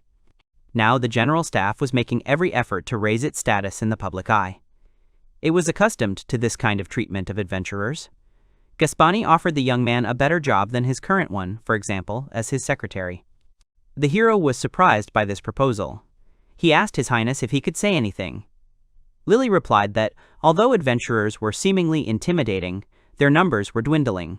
In addition, in recent times, there have been a number of amazing individuals like Miss Alicia, who have gained fame not only as adventurers. She emphasized that adventurers are vital to society and make an undeniable contribution. This is all thanks to them. They bring resources from the dungeons that cannot be found above ground. It's worth remembering that dungeons are very dangerous, and even capable adventurers perish there. Gaspani noted that this is very scary. Even knowing the danger, these amazing people kept going. Looking forward, she maintained her faith in herself. With sparkling eyes, they set out on adventures. Lily considered such people truly strong. She explained that she deeply respected them. The protagonist looked at the girl. Lily added that she was therefore happy to be able to support them. For this reason, she had no interest in other work and apologized to His Highness. An advisor approached the Archduke. He whispered something in his ear, causing surprise. The gentleman asked Lily if it was true that she was the daughter of the famous Viscount Alessio. The girl was surprised he'd managed to find out this information. She lowered her head and confirmed it. The man explained that he and her father had a good relationship. The girl expressed gratitude and said she would be delighted to have a close relationship with His Highness. It would be a great honor and pride for her father. The protagonist tensed, noticing Lily's upset and worried expression. He knew of her mid-level aristocratic origins, but he hadn't imagined she was of such illustrious descent. The gentleman returned to his previous proposal, quit her job, and become his personal servant. He added that her father would probably be pleased. Besides, wouldn't it be quieter near the royal capital? The salary, of course, would also be decent. Unexpectedly, Girold turned to His Highness. He froze and asked what was going on. The man bowed and apologized deeply, explaining that they were currently on duty. The ball would be over soon, and they needed to be released to prepare for the opening. He took his girlfriends and left the room. The Duke dismissed them with permission to leave. The protagonist left the hall.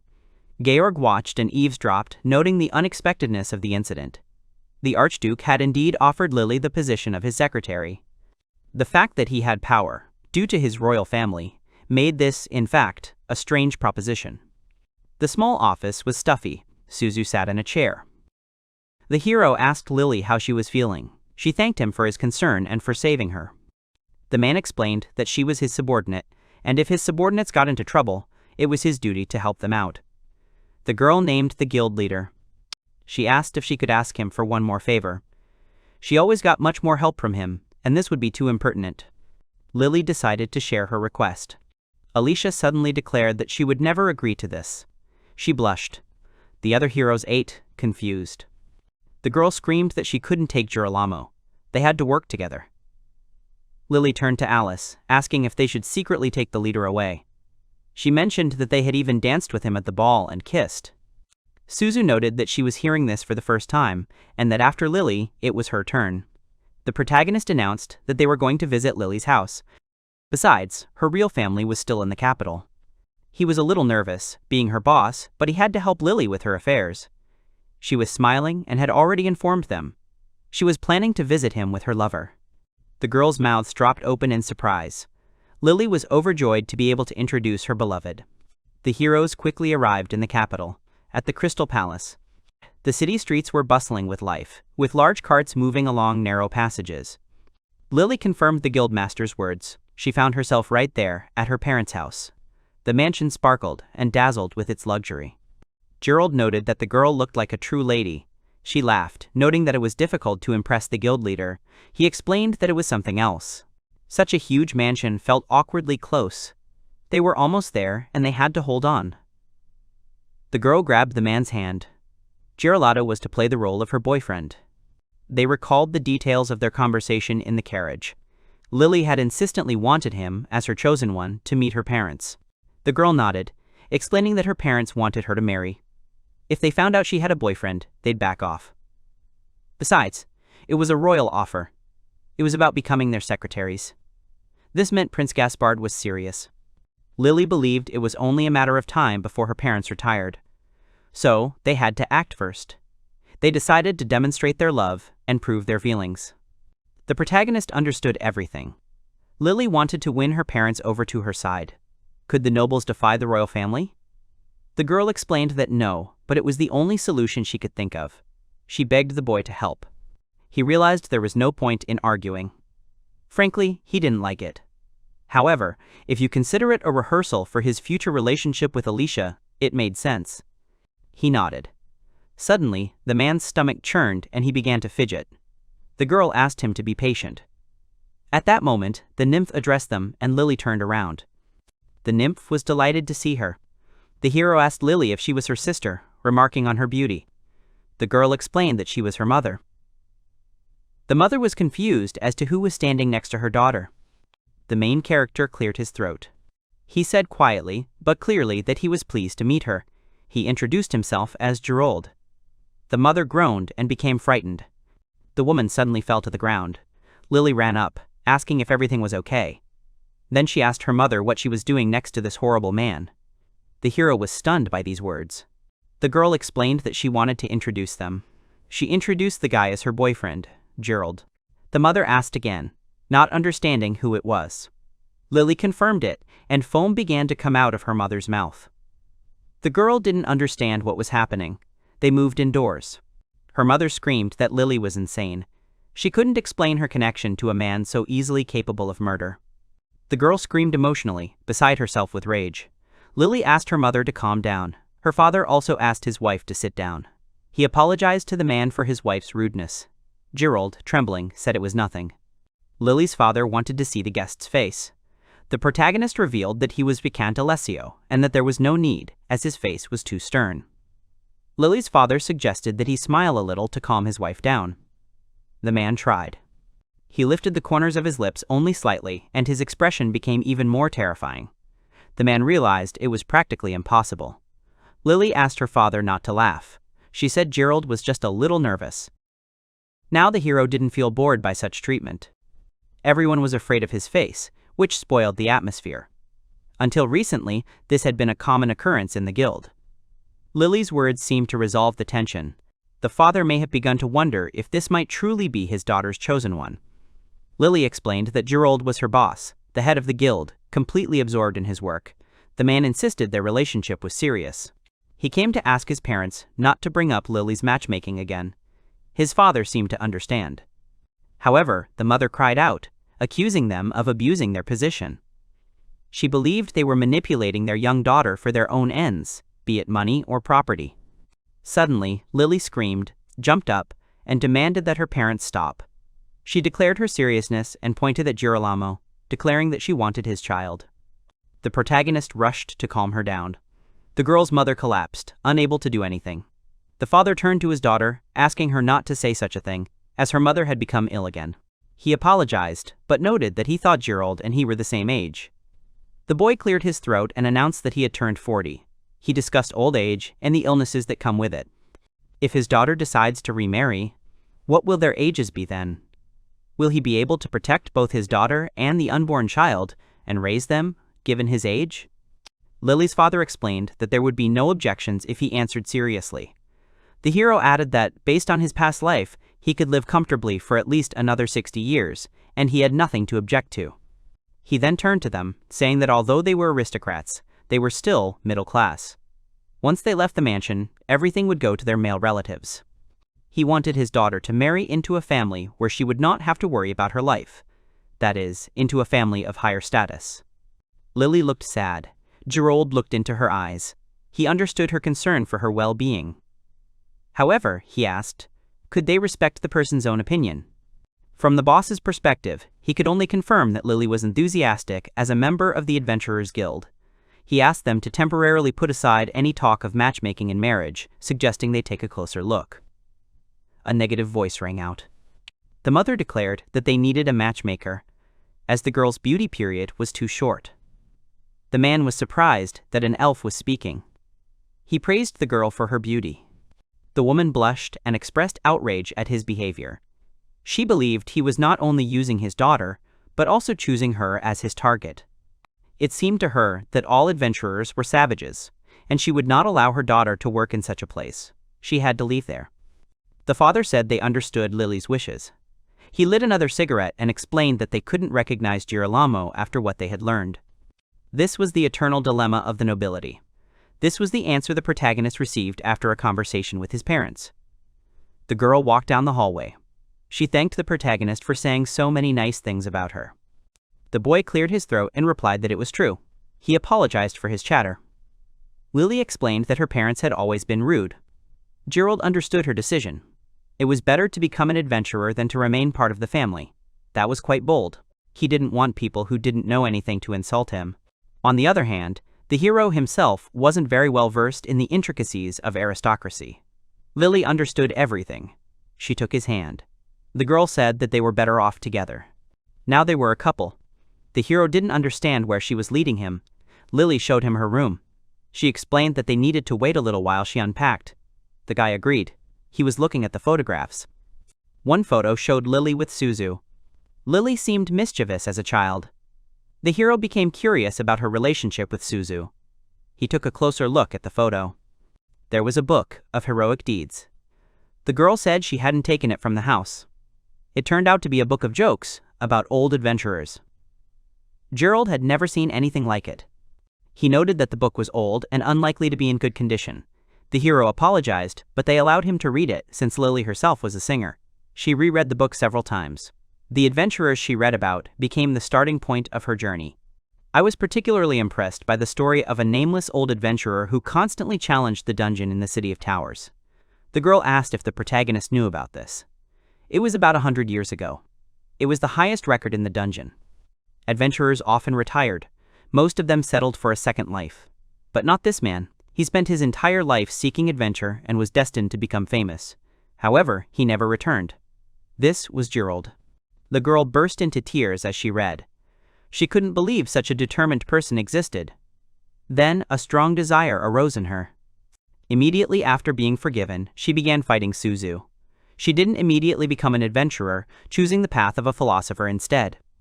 Lily wanted to join a guild in Tower City to follow in the footsteps of the unknown adventurer. The hero froze. He thought for a moment, and then told the girl that he was that person. Meanwhile, Lily changed into a schoolgirl uniform. The man didn't understand why she did this. The girl decided she'd get rid of him sooner or later, so she thought, why not wear the uniform? She asked him how he liked her outfit. The guy blushed and replied that he had nothing to say. Lily asked if he was excited. He shook his head in denial.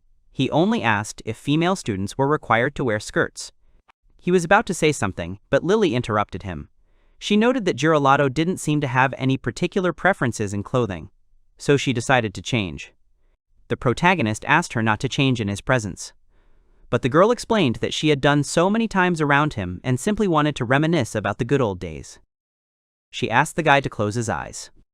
He agreed and covered his face with his hands. Suddenly the girl pushed him forward. Girold fell onto the bed, unsurprised. Suddenly, the girl hugged him and confessed her love. The heroine asked about what was between them. The protagonist closed his eyes and asked Lily if she liked him. The girl asked what he was talking about and unexpectedly kissed him. She pulled away. Lily said they were lovers, and such a convenient opportunity simply wouldn't come along. She suggested that they could do whatever they wanted together now. The man began to sweat. The clothes flew a short distance away. The girl declared that she definitely wanted to have a child. These were Lily's shocking words.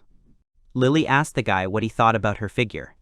She admitted that she may not be as good as Alicia, whose appearance often drew admiring glances, but she still hasn't lost hope and believes that she also has her advantages. The girl was embarrassed, but still suggested that if he didn't mind, they could look at her together. Girold took his time assuring her that Lily had her own special charm, at least that's what he thought. These words greatly embarrassed the girl, and she blushed, looked down, was momentarily confused, and did not know how to react. She smiled and laughed, hugged the man, and said how glad she was to hear it. The hero added that she was softer than Alicia. Suddenly, the hero thought about Alicia and asked Lily to stop talking about this topic. He decided it was better to talk about something else, and grabbed the girl. She grimaced and apologized. Lily wondered what they should do next. The girl asked the guy what they should do. However, the hero himself was covered in sweat and did not know what to do. He was stupefied. Girold had knowledge from books and other sources, but he couldn't move his body. He mused that studying tactics was nothing compared to actual combat, like the art of war. He thought that if this were a dungeon, he would have surely died by now. Lily asked what was wrong. The boy explained that he simply wasn't ready. At that moment, Suzu appeared from the side. She noted that this was indeed the case, and that was precisely why Girold was no good for anything. Both turned their heads, surprised by Suzu's appearance. Lily screamed in surprise upon seeing her friend. She asked Lily not to run away so rudely again. Suzu was glad that her friend had become more confident. She added that if things had gone any further, she wouldn't have interfered, and it was all thanks to Girold. The hero rubbed his head, embarrassed, and asked Suzu where she came from. She explained that she had come from their parents' house. Pointing to the building ahead, she said everything was clear. The boy became curious that her parents lived there. The girl explained that they lived and worked in that house. She had come here through the trees. Suzu walks the same route she's been taking since childhood. Everyone asked if it was dangerous, but Suzu replied that Lily had always been the one who posed the danger. Lily asked her friend to shut up. Suddenly, the parents came running, alarmed by the noise, and asked if everything was okay. Mom was also curious whether the rude man was insulting her. Suzu stated that it was now her turn to monopolize Girold, and they needed to move on. She threw the boy out of the trees. Lily ran to the window and looked down in surprise. The heroes climbed down from the trees and ran down the road away from her parents. Lily was disappointed and sad. The city was bustling. Smoke billowed in the sky. Suzu was strolling through the city. The protagonist approached her. They were sailing on a boat. The guy asked her where she got the perfumed cigarette, noting that it was a luxury item, unlike regular cigarettes. The girl explained that she had received it the day before from a fat man at a party. It was Archduke Gaspani. She added that Lily simply wasn't right for him in this situation. Suzu thought that the fact that Suzu was there during recess played a role in Lily's behavior. The girl froze upon hearing this. She explained that she'd been with Lily for as long as she could remember. If her sister was bullied, she would, of course, defend her. Girold noted that Lily had fulfilled her dream of becoming an adventurer and praised Suzu. The girl blushed and looked embarrassed. She told the boy he shouldn't say such things so suddenly. She emphasized that Lily had become an adventurer of her own free will. Suzu could have imagined herself as a nobleman's servant. The hero apologized for bringing up the subject again, but it was about Lily. The hero asked if it had been a good idea to interrupt her earlier. He thought she should have played the role of assistant. She smirked, calling it unpleasant. The boy realized he definitely had problems. He thought this was a chance to get closer to Lily. Suzu explained that love is good, but not the main thing. The hero agreed that this was true. Perhaps he was upset that he had missed the chance to shed his status. But he decided that wasn't the case. And, frankly, she helped him a lot. He couldn't have handled it on his own. Suzu noted that this was an unexpected reaction. Or perhaps the girl simply lacked feelings. In Girolamo's mind, Alicia occupied most of his thoughts. Suzu understood the distribution of his thoughts. The hero adjusted his glasses and explained that it was a certain perception. But he was at the center of this triangle. He meant that the three of them should have an equal chance. That's why Suzu offered to kiss him. The hero didn't understand what her motivation was, but she explained that since someone had already kissed him, it would be unfair if he didn't do it with her. Besides, now there were only two of them left, and he wouldn't have to think or worry about anything else. There were two of them, not counting the rower. He was sure he'd gotten used to such circumstances by now. Suzu offered him a kiss and urged Girold on. She also told him he should be grateful for the opportunity to practice. The man sighed and agreed. Girold kissed her. He pulled away, noting that it had been very awkward, and blushed deeply. The girl also looked at him with blushing cheeks, looking worried and agitated. Suddenly the cigarette she was holding fell out of her hands and began to fall to the ground. But the guy caught it sharply. He looked closely at her face. She was very embarrassed and at the same time, incredibly happy that it finally happened. The protagonist asked her how she felt. She replied that it was simply unfair. It was already dark outside.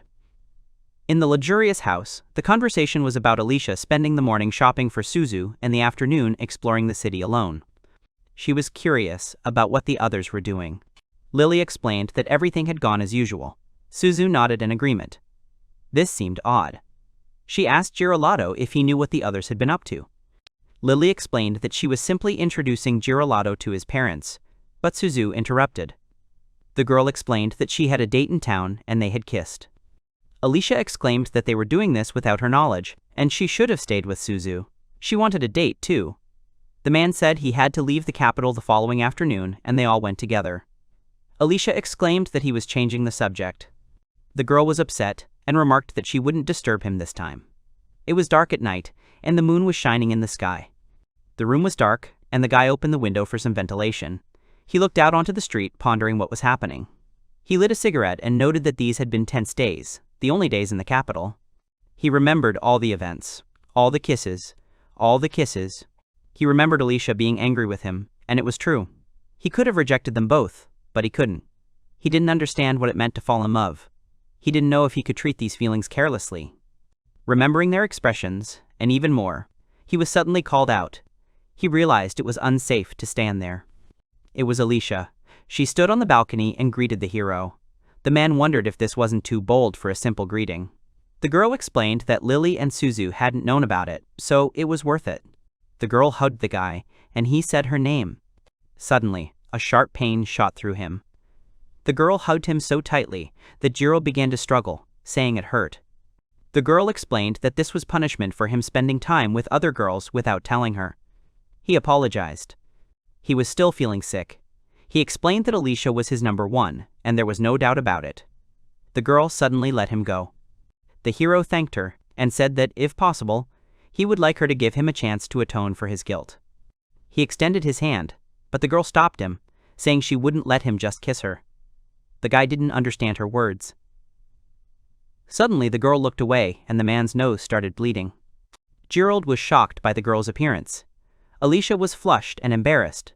She said she had been dressed very nicely. She explained that it was Suzu who chose this outfit for her. The girl approached Girolamo, reminding him of his desire to atone for his guilt. Thus, she had a proposal. The hero suddenly demanded sharply that she stop.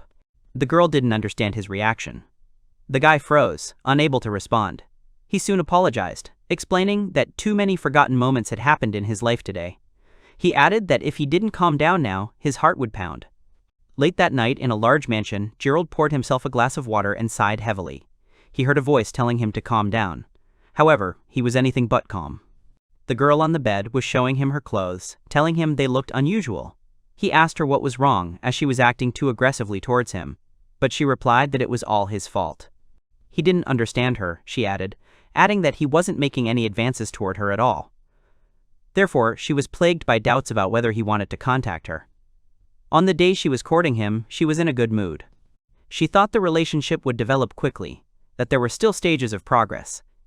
After these words, she grabbed the man and said that in such matters, timing is crucial. But he understood what could happen if things continued like this. He added that he meant they would become a couple, and that marriage would be their only path. But these words filled the girl with delight. He asked her if she was sure, becoming extremely serious. She sighed heavily.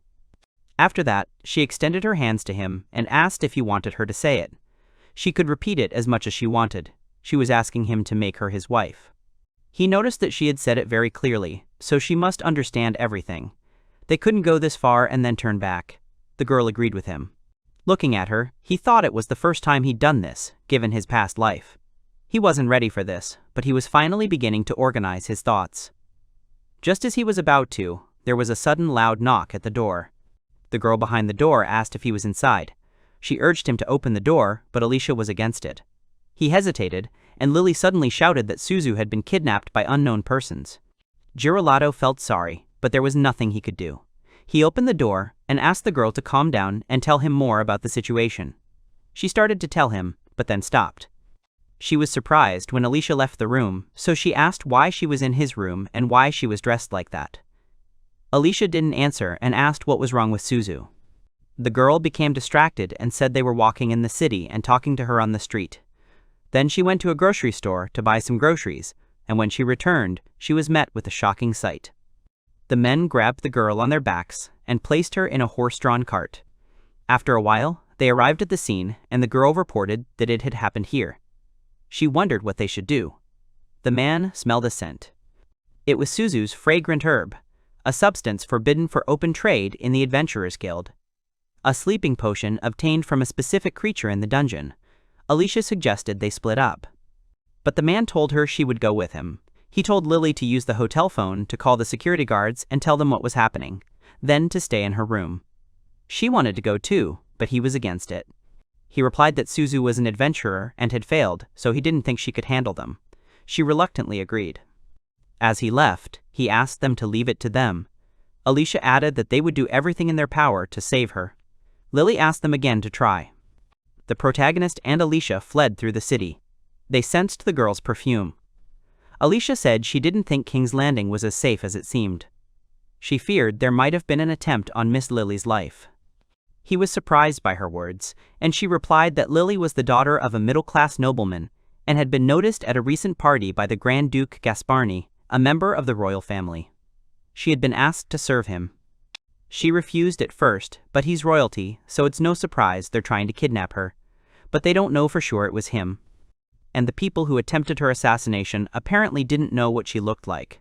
But if they were royalty, they should know what they were doing. Either way, they were going to save her. Alicia was surprised that Lily was from a noble family. She said she admired the adventurers who used to live in the city. She never became one herself. But she couldn't give up and decided to follow the adventurers. The girl replied that she understood everything. Suddenly, someone shouted at them to stop. A group of people stood before them and informed them that the path was closed for a while. They should turn around and leave. At that moment, one of them noticed Alicia. One said he'd seen her face on the guild poster and admired her long legs. Another said she was a nice girl, a model, and a big adventurer. A woman among them slapped them and told them to be quiet. She knew Alicia too well. Some provincial adventurer with a pretty face. She made eyes at some city magnate and became so sweet and fashionable. Suddenly, an idea occurred to her. She walked up to her and added that she would let her in for free, but only after she punched her in the face. At that moment, Alicia couldn't take it anymore and slapped her across the face. She was shocked by what she was about to do to her, so she asked if she should continue. The woman ordered the bandits to deal with her. They charged, and she began to counterattack. At that moment, they noticed that the protagonist had already fled. He apologized to her. He remembered her words about taking care of it. After all, she was in a bad mood. She had just had an uninteresting situation with him. So she'll distract them as long as possible. He told her not to worry about it. But he's most worried about Suzu.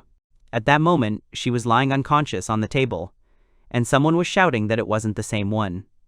They had to catch the half-elf. The man said they were scouting the area near the hotel. She said she was Lily.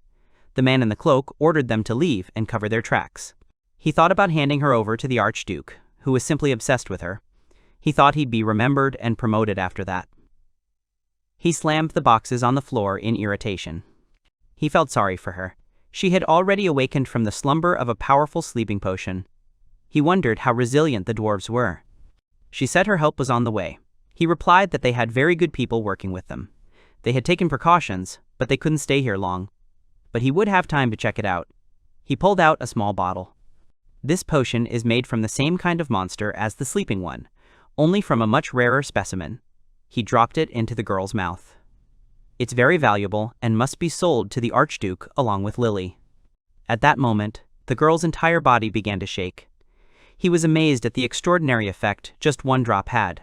She had ruined his plans and would pay for it, but he was no demon. So he decided to show her mercy.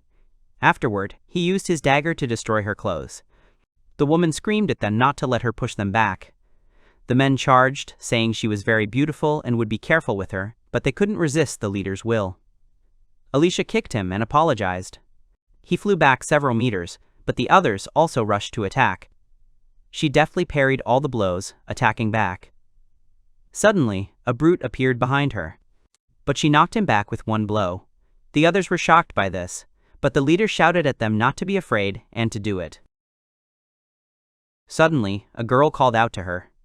She said the man who was with Alicia was missing. She wondered where he could have gone. They weren't told to do this, so they wouldn't interfere, so they could leave him alone. After that, she licked her lips and angrily said that they needed to deal with the enemy first. Meanwhile, Alicia continued to fight. Suddenly, a charge flew past her, leaving a mark on the ground.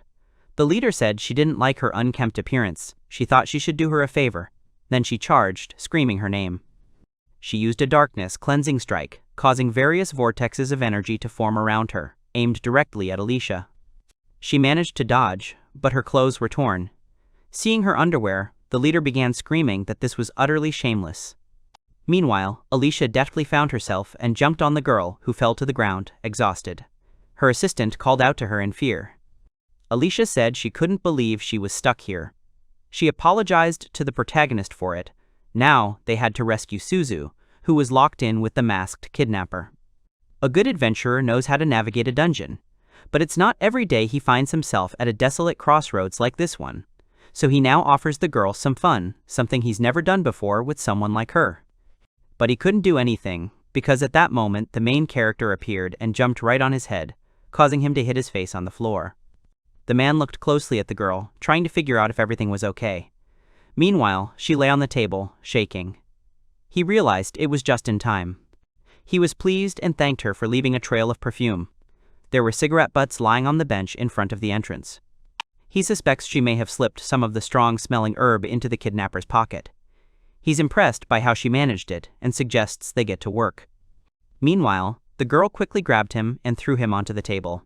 She said the man had given her a strange drug, and now she needed help. She thought she was going crazy. The sweaty protagonist frowned at her and said he understood everything and would help her now. She looked at him. He gave her something to drink, saying it was a new type of mind-altering potion that restores sleep, clears thoughts, and cures most other mental anomalies.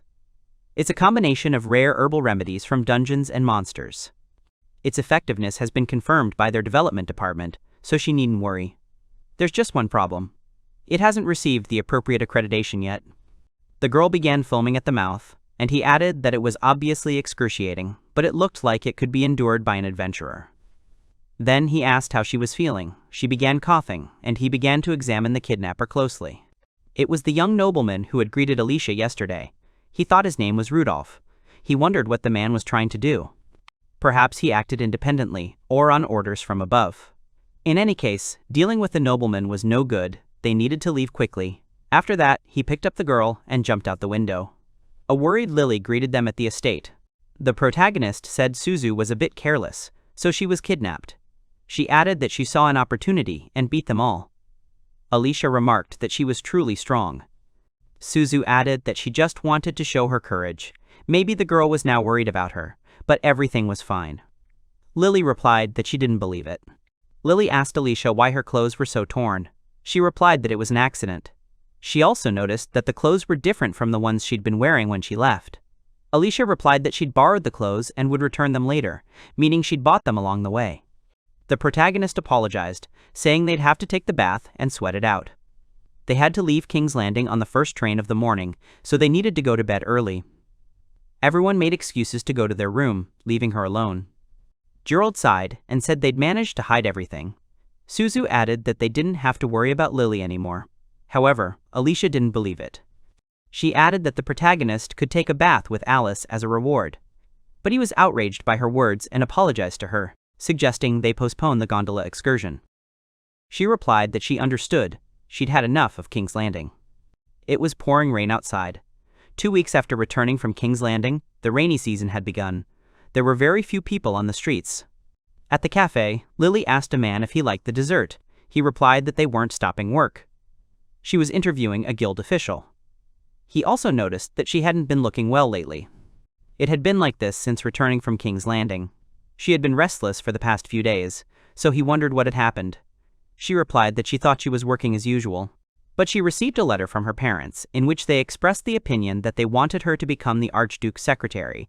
It seems he spoke directly to her parents. The letter also said that if she refuses, they will disown her. She thinks this is serious. From her father's point of view, she is probably a negligent daughter. He probably believed this was the only way she could fulfill her filial duty to him. Girold asked her if she was sure, causing her to tremble. She screamed that she couldn't do this, that she couldn't live alone, that she wasn't as strong as her friends. Everyone present noticed her scream, so she apologized and said she'd be back tomorrow, then went outside into the rain. Upon looking, she realized it was a real downpour, so she would get soaked very quickly. The protagonist grabbed her hand and told her that in this rain she would definitely catch a cold, so she should wait. He added that tears wouldn't help. That's the adventurer's mindset. She replied that she'd heard that phrase in all sorts of adventure stories. He added that, in reality, it meant being prepared to live without regret. After all, you only live once. She asked if he was preparing her for a life of loneliness, as that was pointless. But he said he wasn't alone. As long as she was an adventurer, he'd be there. She blushed and asked if it was a proposal. He said no, but she ran after him, proposing marriage. But he merely changed the subject. He ran down the street, and she ran after him, trying to catch up. A bright sun appeared in the sky. She asked him what would happen with the meeting with the official. When they arrived, she said she wanted to stay on as secretary. He thought he was on her side. At that moment, a girl ran up to him. She asked him where they'd been. He replied that it was nothing special, that he'd been outside and asked what was going on. She replied that they had an unexpected visitor. He frowned when he saw him. The Duke said that they had met again and announced that he had come to take little Lily. The guild leader in town was asked his name. At that moment, the streets were bustling with activity, with people looking at the carriage, which was being guarded by guards. The protagonist bowed and introduced himself. Before him stood the fifth in line to the Gazbani throne and one of the most powerful men in the country. His Royal Highness doesn't visit this city every day. He wondered what the nobleman's purpose was. The man said he must have been a member of the King's Landing Guild. They asked him to second Lily to be his personal secretary. Girold looked at him, understanding why he had come. He apologized for disturbing him. He informed her that her intentions remained the same as those expressed at the party. She wanted to continue her work as the guild secretary, and he respected her decision. Therefore, he would like to reiterate that he does not wish to discuss this matter. The Duke laughed and said he did not understand this at all. At that moment, refreshments were brought to him. He asked why they insisted on working for the Adventurers Guild in such a small town. It would be much more profitable to work for him, for royalty. The secretary noticed the guild leader's terrifying expression. The visitor added that, in any case, Lily's wishes were disregarded. He couldn't understand how a viscount's daughter could go against the royal family. They'll have to work a little harder. And the state needs people like him. If he works hard, he could get a promotion at headquarters. He would surely get a promotion if the Duke put in a good word for him. He finished his meal and took a towel from the maid. He also said that if he was needed, he could go to the southern islands, or the northern mountains. The assistant understood this as a demotion. The protagonist gestured for her to stop. The Duke added that he had a good secretary and excellent taste. But Lily was something else. She was young and fresh. The guild workers gathered in the hallway, discussing the situation. Lily approached and asked what had happened. Everyone breathed a sigh of relief. The secretary called her over. Meanwhile, the Duke said he was a busy man. Whatever Girold did, she would be his secretary, so he had to choose wisely. The protagonist told him to think about it, laughing. The Duke decided he was being disrespectful, but he shouted that he was the one being rude to him. He confidently declared that Lily was his prized subordinate, and he had no intention of handing her over to him. His face was determined. Those present were literally stunned by such behavior. At that moment, the door opened and a girl entered, calling him. She repeated the words she'd just heard. The protagonist thought she should go get some fresh air. She, however, looked closely at the guest. Afterwards, she said he had done her a great honor by inviting her, but she decided her place was here. He stood up and said he knew what they were thinking. Afterwards, he grabbed the girl by the hair and said that he wasn't used to giving in so easily. They should remember what they had just said and done. They would regret destroying themselves with their petty stubbornness. The angry protagonist asked him to let the girl go, as she didn't like it. He threw her aside. After that, he walked out the door, ordering everyone to get out of his way. The upset girl on the floor decided she was in trouble. The protagonist confirmed that this was indeed the case. A month later, some people arrived at the guild. The employees discussed who had arrived this time, but they had no idea who it was. It was the leader of the Adventurers Guild. He asked the protagonist if he liked the southern lands. There were many young girls on the beaches there. Girold didn't understand him. He replied that he had a reputation as an excellent specialist and probably understood where he was going with this. He replied that he had heard that he had defied the Archduke. He had made an enemy of one of the most powerful nobles in the land, all for the sake of a minor guild official. Girold quickly replied that he had only been trying to protect his people. The man remarked on the irony. The Duke had told them that if they continued to help him, they would lose their guild positions. Many influential people had tried to influence him. They had come to the conclusion that they wouldn't stand in his way just to protect him. His face was extremely serious as he spoke. The protagonist understood everything. To some extent, they had been preparing for this. The Adventurers Guild headquarters in King's Landing had strong ties to the nobility. In such a situation, it was impossible to make decisions that might anger a member of the royal family. The man added that, as the head of the Adventurers Guild, he was announcing the transfer. Handing him the paper, he added that he was transferring him to the Adventurers Guild on Artillia Island in the southern part of the continent. Later, Alicia said she'd heard of such an island. The girls listened attentively. They studied its location on a map relative to their city. It was uninhabited, but 5 years ago, a dungeon was discovered there and a guild was founded. The area seems to have a mild climate year-round. Suzu said it was a wonderful island and asked if there were any entertainment options. Lily said she didn't want to appear so happy. Suzu replied that it was because they'd decided to move. It would be better to gather information about their destination in advance. But Lily screamed at her not to tell her how to live. Alicia said that if the dungeon had appeared recently, she was sure there would be more talk about it. He replied that he thought it was because it was too far from the mainland. There are no regular raids in the dungeon, and transporting items from the vault is too expensive. If rare items dropped, it might be worth it. But judging by the documentation, the items dropped are of low quality. It seemed the area around this dungeon was still unexplored. He didn't think they'd want him to have a place to entertain himself. He was going to move on and leave this city. With his face downcast and his hand in front of him, he said that they were saying goodbye. The girls literally froze, saying nothing in response. After which Suzu said she understood. If that's what Uncle wanted, she'd see him off. It was sad, but the three of them could do nothing but wait for him to return. So she suggested the girls stay home. The girls realized she was simply trying to get out of it. For some reason, she thought they were reading her mind. Alicia said Girold had disappointed her. All he had to do was tell her.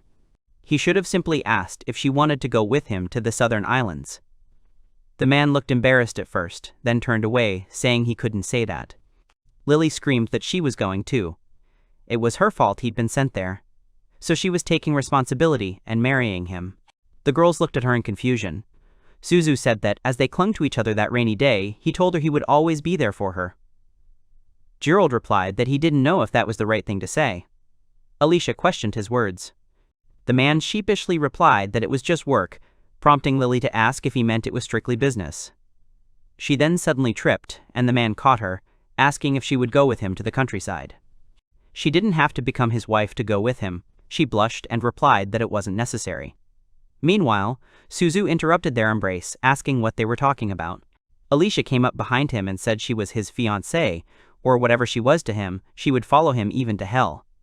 He said he was scared. Suzu added that they were adventurers, so there wouldn't be any problems if they left town for a while. But she wondered what Lily would do with her job as a secretary. The girl replied that she was thinking of asking for a transfer. Transferring personnel between headquarters and the guild would require headquarters approval. Given the Duke's pressure, she doubted they would grant the go-ahead. Leaning back in her chair, Suzu replied that she was sorry to say it, but she seemed to have dropped out of the love race. But she firmly declared that she would follow them and come too. Seagulls were flying peacefully in the port, and many people had gathered. Standing on the deck of the ship, Lily watched the birds fly by, holding her hat. She said the wind was good, a really good start. Suzu said she couldn't believe she was sick. The protagonist said he was sending her on sick leave. They'd thought of everything. Local guild leaders have the right to grant vacation time to employees. Suzu noticed that Lily was getting smarter and smarter. She replied that she wondered who deserved the credit. The protagonist said that satisfying their request was his last job in this city. The girl replied that they would return soon. Alicia added that she'll also have fun on the southern islands, where there are almost no guilds. But it might not be easy. The protagonist was eagerly awaiting this. It was time for them to depart for the island of Artillia. The entire company was aboard the ship. They were heading together to the island of Artillia. It was small, in the southern part of the continent, stretching from north to south. This is the estate of a noble family, until recently uninhabited. 5 years ago, a dungeon was discovered in the center of the island, and the Adventurers Guild took part in its exploration. They say the island enjoys a mild and pleasant climate year-round. Considering all these natural conditions, you might think the island is developing well. But things aren't quite that simple. There are currently no reports of any significant achievements on the island, and it sometimes seems as if the guild branch doesn't even exist there. One reason for this is the island's desolation. A group of people were on the ship's deck, each minding their own business. Suzu was upset and said she was already tired of the ship's journey. She added that she was tired of the monotonous landscapes outside. Alicia agreed. 10 days had already passed since they had stepped aboard the ship. After that, they would need to transfer to another ship and sail another 4 days to their destination. Clearly, they were already very far from the city or the kingdom. They had already played every card game imaginable, so they were wondering how to while away the time. Suzu would like something unexpected to happen so they can conduct a kind of detective investigation, where the passengers gradually become exhausted with doubts and suspicions. The suspect's motives, revealed by the master detective, are the relationships between people. This was very exciting for her, and never gets boring. The protagonist said he didn't want any extra trouble. Alicia asked who the detective would be, but the girl replied that she would be the detective. They decided together that this would be the end for them all. Lily noticed that detectives were a bad influence on her. Girold asked her what she was reading. Lily said detective novels were all the rage these days. Suzu suddenly thought she saw one of the men glance at her, thinking he was up to something. She ran up to him, clutching her head, and asked if she could ask a few questions, since she was conducting an investigation. The man was stunned.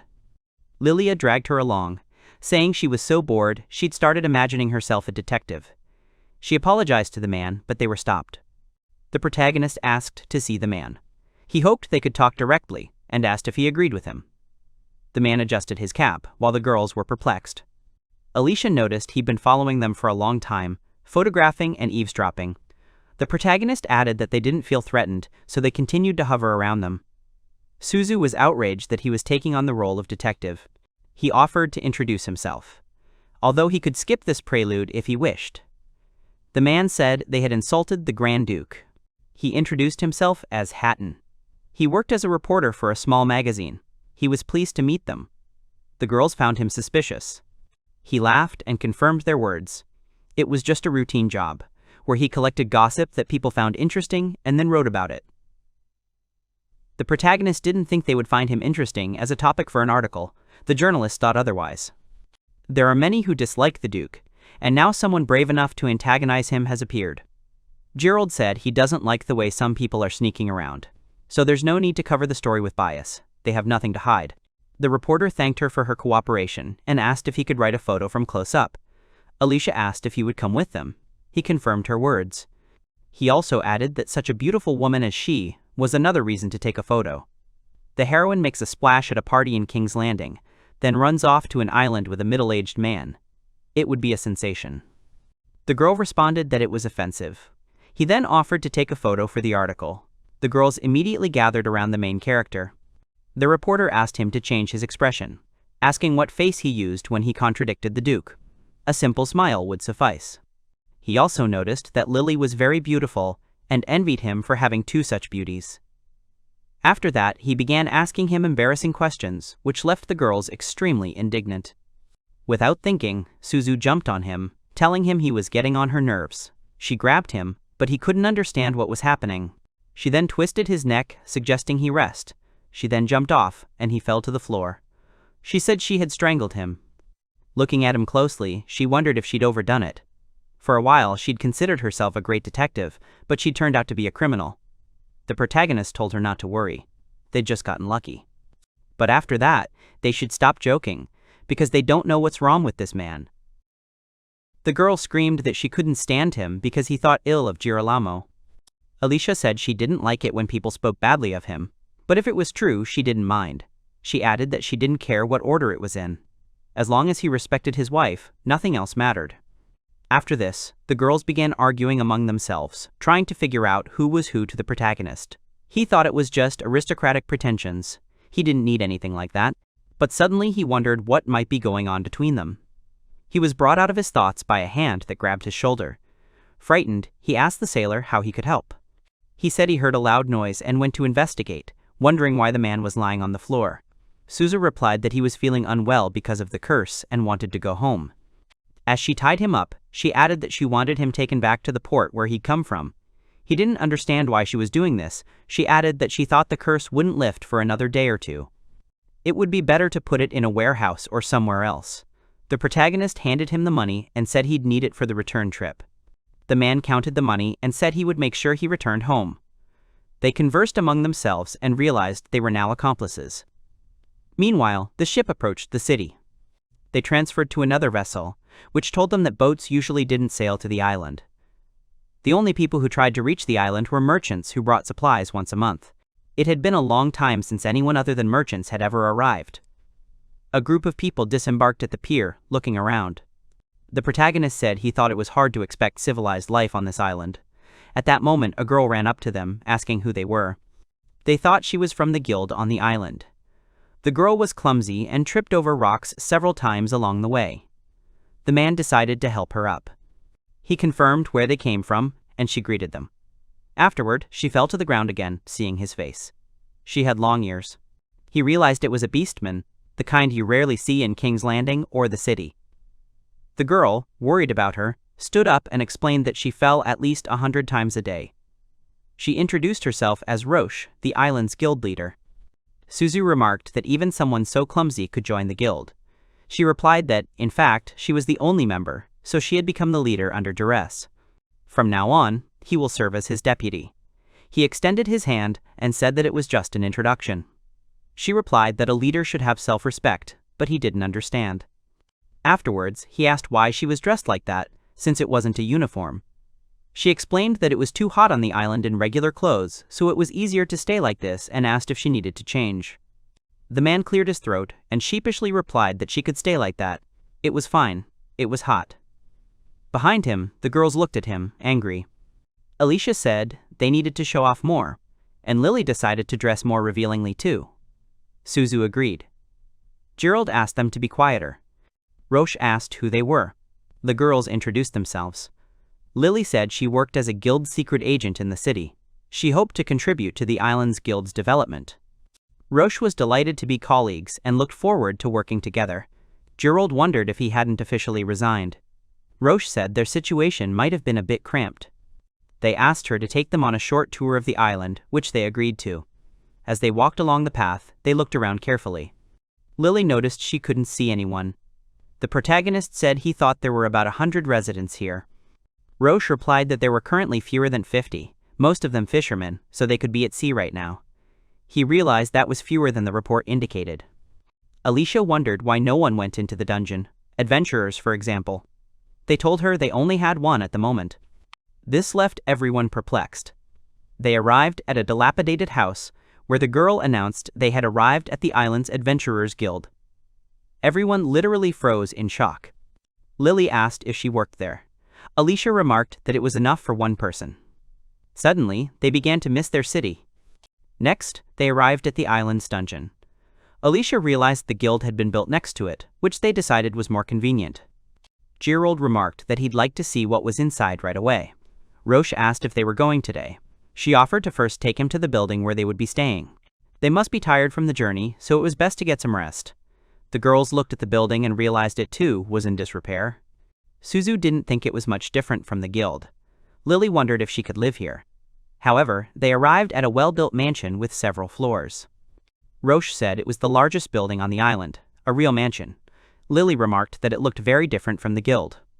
Roche replied that it was built by the nobleman who owned the island. Viscount Ushira, to be precise. But as soon as he realized the local dungeon wouldn't be profitable, he immediately left. So the guild was able to buy the house cheaply. They were very lucky. But there was no chance they'd be able to pay the interest for this year. Girold asked if the building would be put up for auction in that case. The girl replied that everything would be fine. No one would buy property in such a remote place. Suzu realized the former guild leader was a tough nut to crack.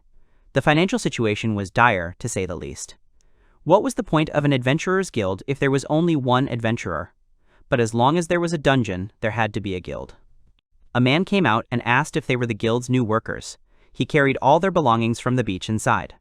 Roche thanked him for this. Girold asked who he was. She said he had kindly agreed to become the mansion's security guard.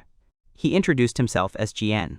He's not just the security guard but also does all the physical labor. He used to work as a fisherman on the mainland but had to quit because of his age. He had nowhere else to spend his time and energy.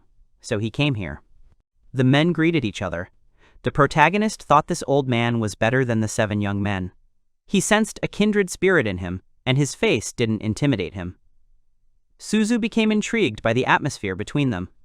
Roche informed them that almost all the rooms on the 2nd floor were available. They could choose the one they liked. Dinner was still being prepared, so they could unload their bags and wait a bit. They began to explore the mansion. In the room, the man noticed that everything was clean and tidy, spacious enough to relax. He lay down on the bed and thought that when he saw the guild building, he was already preparing to spend the night in the open air, but they had ended up far away. Later, they gathered in the dining room and marveled at the feast prepared for them. Various dishes and cutlery were set on the table. Everyone began to take their seats. Roche took the glass and said everything was delicious. They could eat to their heart's content. They realized it was a very rich aroma. At that moment, a girl arrived and asked if everything was to their liking. Roche called her Lila and said it was a good job, explaining to everyone that she had prepared everything. She bowed and said that she was the mansion's maid. They could call her Lila. Looking at them, she added that she would be honored to serve the new guild leader, Mr. Girold. She had small ears. The girls smiled back, thinking that she was a woman again, and that she, too, was a beast human. The protagonist noticed that she had excellent manners. It even seemed to him as if they were at a nobleman's reception. She replied that she had previously worked at one of the capital's estates, where she had received first-class training. For some reason, she had been present at the founding and was later hired here as a housekeeper. In fact, they had hired a few maids, but the guild wasn't making any money, so they were sent home. Roche noticed there was a cook, too, but he had to be fired for embezzlement. Girold realized they were starting to complain about their lives. He said he thought a cook wouldn't be necessary with such a skilled maid. It was delicious. They apologized for putting so much work on her. He added frankly, so as to avoid any misunderstandings. Lila said she had no complaints about working here. No matter how hard it was, serving them was her duty and her joy. Simply put, she was happy with everything. Roche was touched by these words and threw herself into their arms.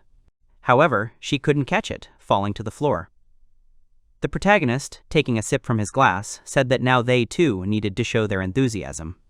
The next day, they decided to go to the dungeon. Late at night, one of the girls walked down the corridor toward a closed door. The maid woke her up and asked what had happened. Lily replied that she had woken up to go to the bathroom, was already returning, and thought her room was there.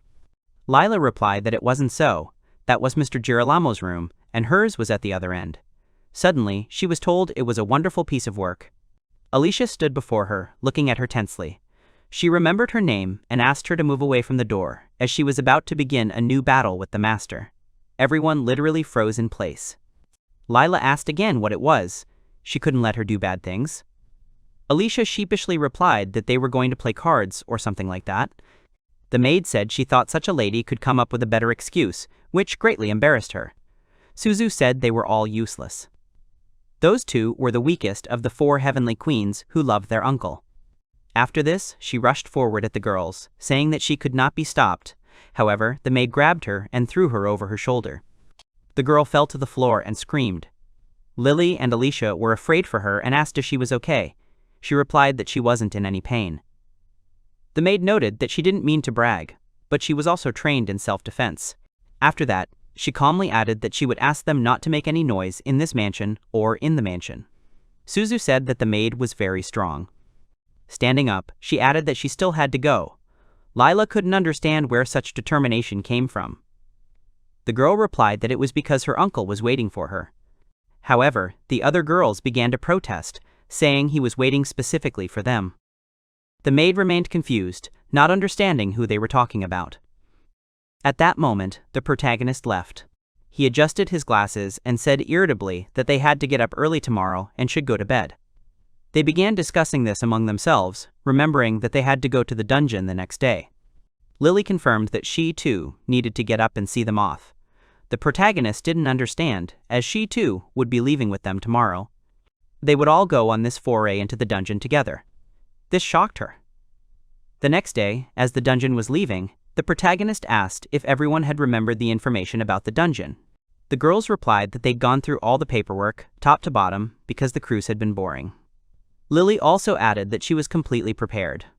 All the girls were gathered and had their weapons ready.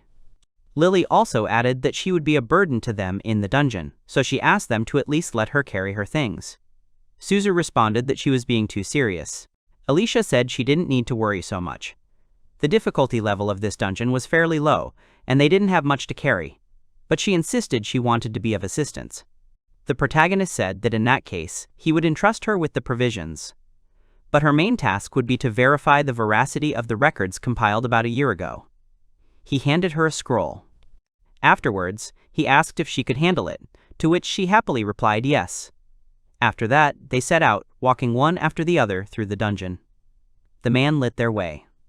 The dark dungeon was quite long.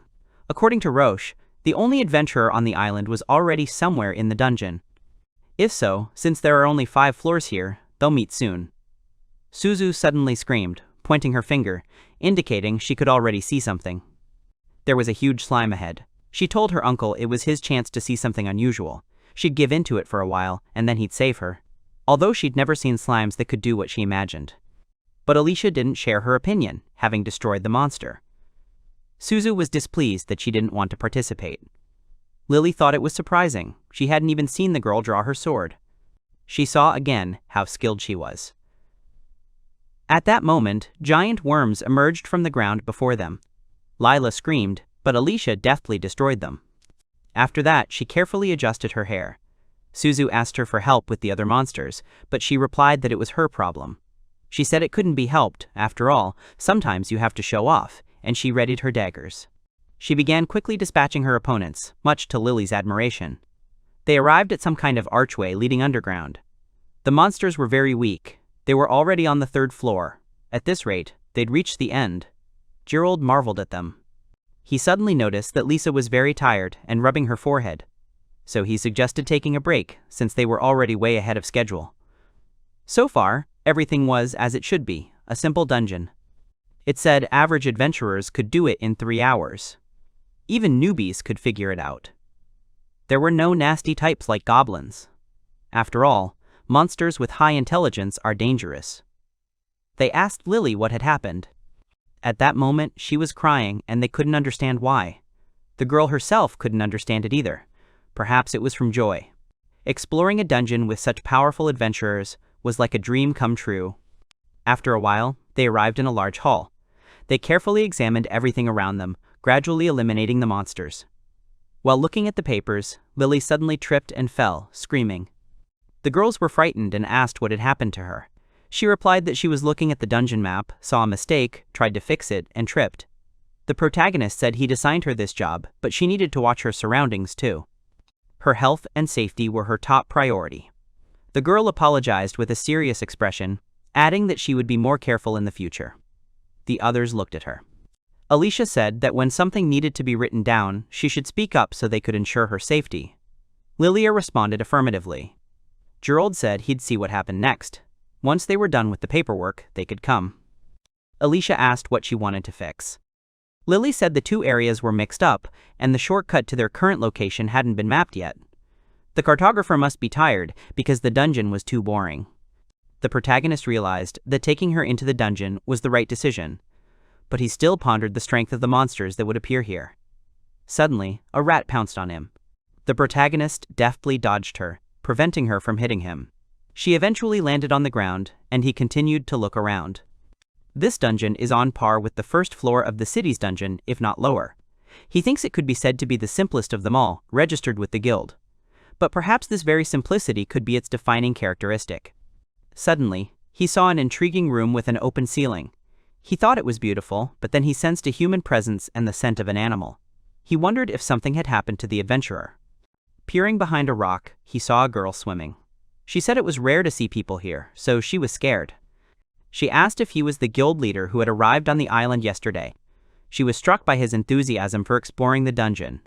She introduced herself as an adventurer from the island.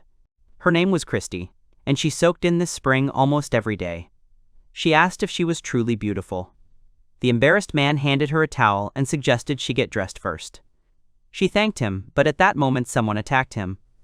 A dog was barking at him, and the girl said it was just her dog. His name was Ken. The man, who was very close at the time, said it was a very common name and that he was surprised. After which he jumped away from her and apologized, and she asked him not to worry, since she was the one who showed him such a body. She also asked if he was interested. He was indignant at her words, and replied that she was as beautiful as the waters of this spring shining in the dark dungeon. The girl looked at him intently, and he added sheepishly that, of course, even if he was telling the truth, it was not very pleasant to hear it from an old man. However, she suddenly approached him, asking what he was going to do. At that moment, a cry was heard, asking if he was okay, as they had heard an animal cry. The girls approached the lake, admiring how beautiful it was. They began to look around, trying to find the main character.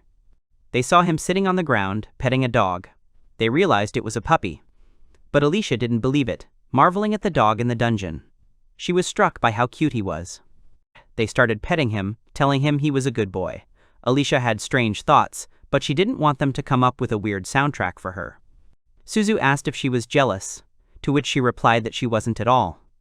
The girl said she was planning to order dog ears and a tail from the capital, and Alicia asked for another one.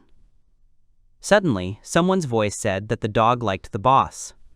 It was an adventurer who came, laughed, and said that he needed to be told that 3 young girls had arrived at once, and their island would flourish. They looked at her again with a smile, but thought it was a woman again. The protagonist asked Christy why she worked there. It was clear from her that she already knew this dungeon inside out. There were no valuable materials here, no way to test herself. So he didn't see the point of staying here. She replied that she'd been to many places in her life. She could say that this level of difficulty was quite sufficient for daily exercise, and the island was warm year-round. The place was perfect for an adventurer planning her retirement. He replied that it was interesting information, but he still didn't allow himself to be put down so drastically. She laughed and decided to ask too. She was curious about what he planned to do on this island. He replied that he wanted people to come here to seek adventures from their own world. Whether it was a dream or reality, they would find out later. She said that when she heard that a new leader was being sent to this wilderness, she imagined a man without ambition. But she was wrong. If she could help him in any way, she asked him to contact her. Perhaps, as an experienced adventurer on this island, she could be of use to him. Afterwards, she said goodbye to them and left. Lily said she was very beautiful, with the charm of a mature woman. Alicia said she was the very picture of sophistication and asked the man if he liked women like her too. The protagonist noticed their words were surrounded by thorns. Suzu, meanwhile, lay calmly on the ground. Later, the man strolled along the beach. He met Alicia, who said the sea was very beautiful. He asked if she'd rested. They hadn't been underground for a long time and they were definitely feeling tired. She replied that it was just like Christy had said, light exercise. Although Lily was tired and fell asleep, he replied that it wasn't surprising since they had made her work hard. She noticed that he was kind. He kept wondering how to make sure Lily, who wasn't much of an adventurer, wouldn't be alone. This was only possible thanks to the local dungeon. He figured that with professionals to accompany her, even someone of her caliber would be safe. In the city, for example, this would be difficult to guarantee.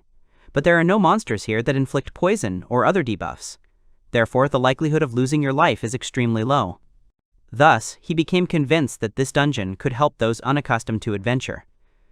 At that moment, the girl asked him to look somewhere. She added that work shouldn't be discussed on dates.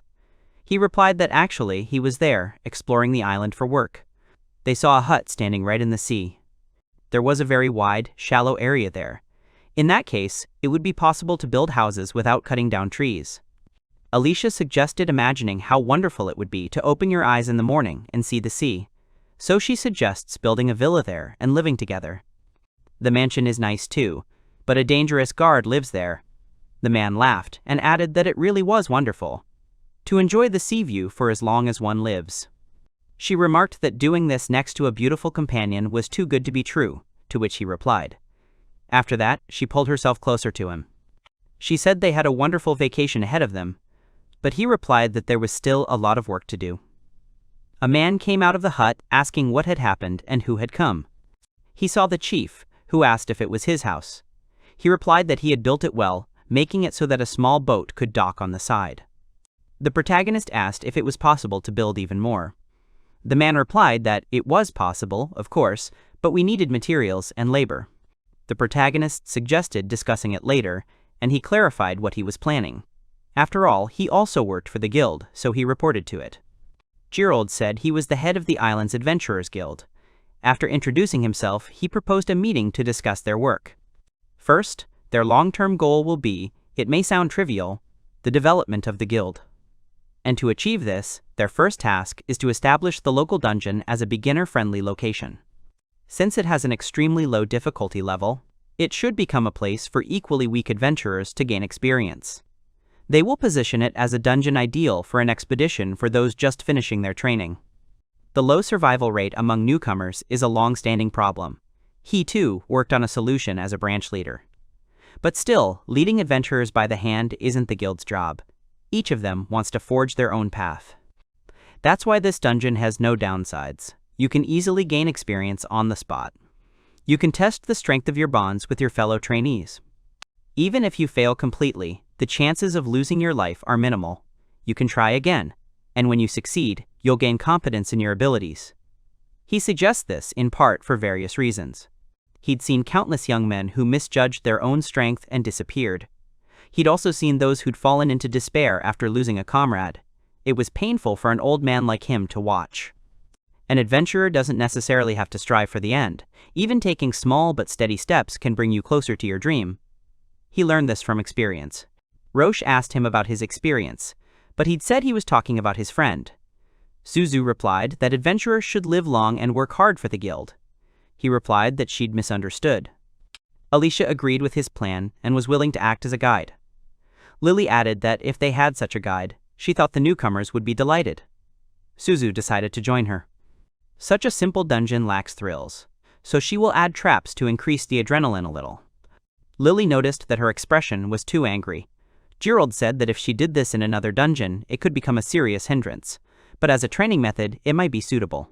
He folded his hands in front of him and added that now they needed to decide on their next goal. He decided to turn the island into a resort. The girls were shocked by this word, and Christy assumed he meant that the dungeon wasn't the most important thing. The protagonist confirmed her words. Explore the dungeon in the morning and stroll along the beach at night, enjoying the starry sky. As far as he knows, there are no other places like this.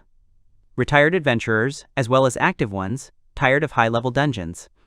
For such people, this island could be a great vacation spot, and they usually have plenty of money saved up. Roche asked him to wait. She said the guild didn't have the money to build a resort or anything like that. Girold said she was right, but he'd figure it out somehow. He wasn't planning on building a luxury hotel right away. For starters, the most basic buildings for overnight stays would be enough. He asked Jian about the matter they'd been discussing. He said he thought the island's wood would be sufficient for materials. Local fishermen have agreed to help, so labor is no problem, and he knows a construction specialist. However, no one will work for free.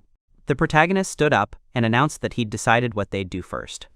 First, they needed to rewrite all the documentation for the local dungeon, sending a request to the beginner training center. Everyone who was available was to assist the builders. That was all. He would discuss the details with each of them individually if necessary. He apologized to Lily and Roche for bothering them. They should gather all the documents they had and bring them to the living room. They agreed. He told Lilia to use the mansion's first floor for a while to receive visitors and for other guild work. He asked if she was okay with it. She replied that he simply had to give the order. Now she works for him and will do whatever he asks. After that, she approached him and straightened his tie. He replied that he understood. But she added that if he planned to use certain rooms in a special way, she could change the decor as desired. He replied that he would let her know if he decided anything. It was raining outside. They had some free time, so Alicia suggested Suzu go back to the dungeon. But she said she had important business to attend to. As she climbed the stairs, she yawned and said that she had been woken up early in the morning and wanted to sleep. The girl understood her. Roche entered the living room and said she had brought all the documents she could hold. The man thanked her for it. She added that he was an amazing leader. Coming up with a way to profit from a guild that even the main branch had abandoned had actually boosted her motivation. She laughed and said she hadn't succeeded. He replied that he didn't yet know whether this was a good plan or not. But sometimes an adventurer has to push through. Even for a guild, this is a necessary skill. After all, their audience is adventurers, and the dungeon defies all common sense. It often happens that instead of resigning yourself to it and simply waiting for it to end, you have to resist as hard as you can, even if it seems like everything is wrong. They're in the same situation. She said he's very strong. Compared to him, she, who had become the head because she had never been, was not very good. He agreed with her, adding that they were different. A maid came in and said that Madame Roche, even after the rest of the staff had fled, continued to work single-handedly to keep the guild running, and she couldn't be called lazy. She guarantees it, because she was there the whole time. The girl's arrival surprised the secretary. The man said he didn't blame her. He thinks her sense of responsibility and character are at least better than the previous leaders, since she didn't run away. And he believes he truly saw her trying. He simply wanted to point out that the amount they'd accumulated over the years differed. There was no point in lamenting such a difference. For example, did she remember how he'd said he'd figure out the money needed to develop the island? The girl remembered that he had indeed said that. He replied that he was going to use his own funds and asked if she could afford it. She shook her head and said that was impossible. She hadn't received her salary for several months. Then she asked him if he was rich. He replied that he'd simply saved up money little by little over the 20 years he'd worked for the guild. Now she must understand that she can't do what he can. But she doesn't need to. The time will come when he finds something she excels at. The girl asked if she should simply work hard and wait for that day. He put his hand on her shoulder and told her she was right. For now, she could rely on him. She replied that she would try to learn from him. He added that she wouldn't have time to rest and that he was in for a tough fight until he ran out of money. She replied that it sounded terrible. Lily was listening to them at the time. She thought everything would be fine with them too. After that, she decided to ask if she could come in since she was having a hard time. Everyone turned their heads in her direction. The days flew by in the blink of an eye. They were constantly busy with various matters, consulted among themselves, and received messenger birds that carried messages. The sun shone brightly in the sky. The men gathered in the forest, pointing out certain trees. Alicia, meanwhile, was busy chopping with her sword. They all worked together, splitting the logs, loading them into the cart, cutting them into boards, while the girls made them snacks.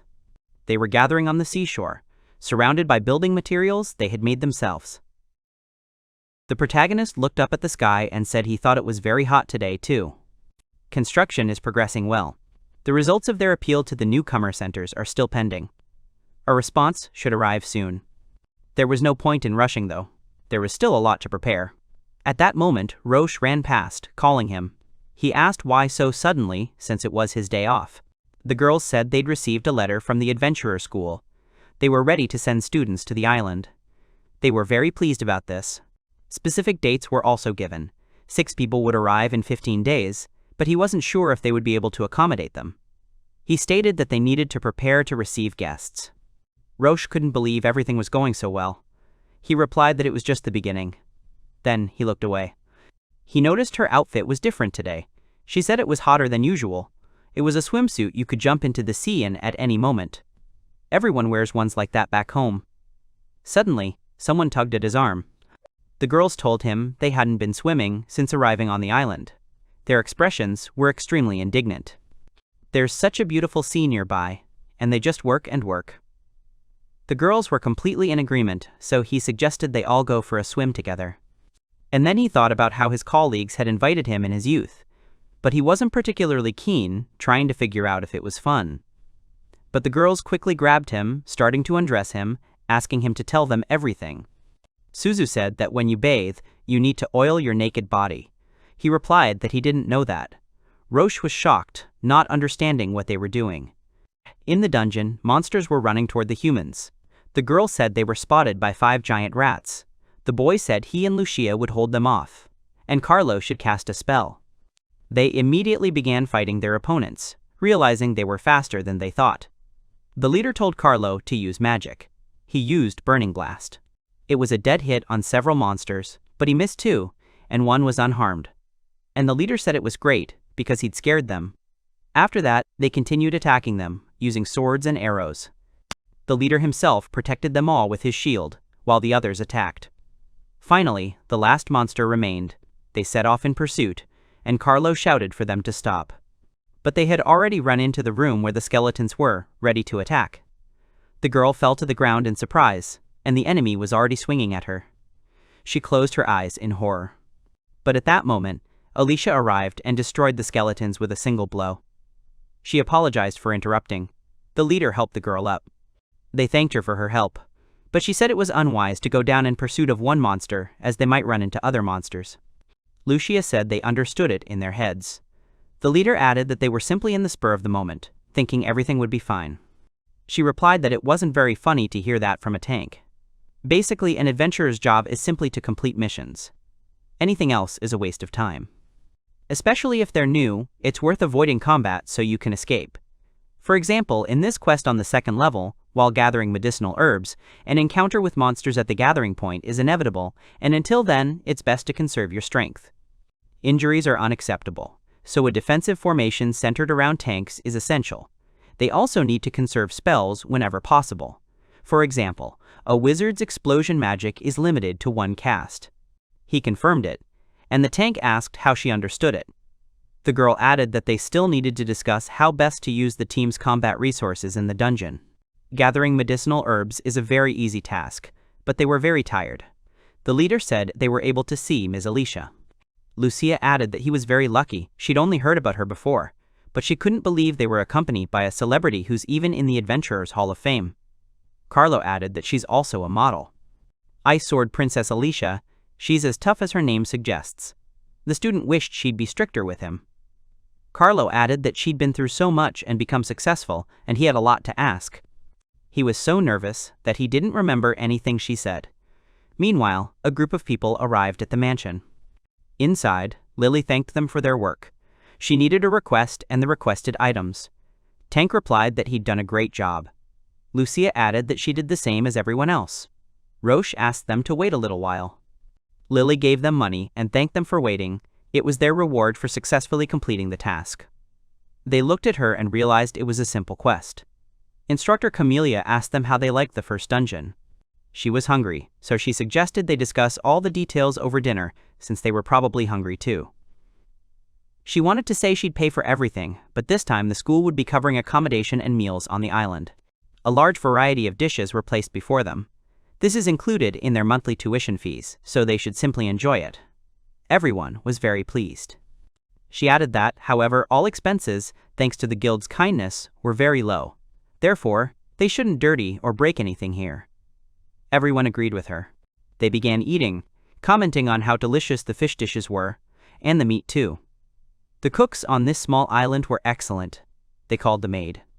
She apologized for the wait and brought them drinks. Camellia said this tropical nut liqueur was delicious and she could drink it all the time. Carlo replied that she already did. Lucia shouted that she wanted some too, but they told her it wasn't included in the price and that she'd have to pay for it herself. She told them the boys had rewards for the order, so she was asking for her share now, and asked Lila to wait a bit. The boys discussed how beautiful the maid was. They decided to go on another visit tomorrow, but today they could go to bed early to be in good shape. They'd seen the hotel during the day, but they still couldn't believe they built houses right in the water. Her hometown is also on the seashore, but it's too windy and the waves are too high to build houses like that. Lucia felt like she was on vacation, but she'd never been there. The guy replied that if he had the money for vacations, he wouldn't have become an adventurer. Camellia said she'd heard that this place was originally built as a resort. Staying here is very expensive, so they had to try to avoid having to compensate for anything. However, after that, they couldn't sleep soundly. But everyone slept soundly that night, and woke up in the morning to a bright sun. By this time, one of the guys was already swimming in the sea and said it was too cool to be in the sea for just 3 seconds.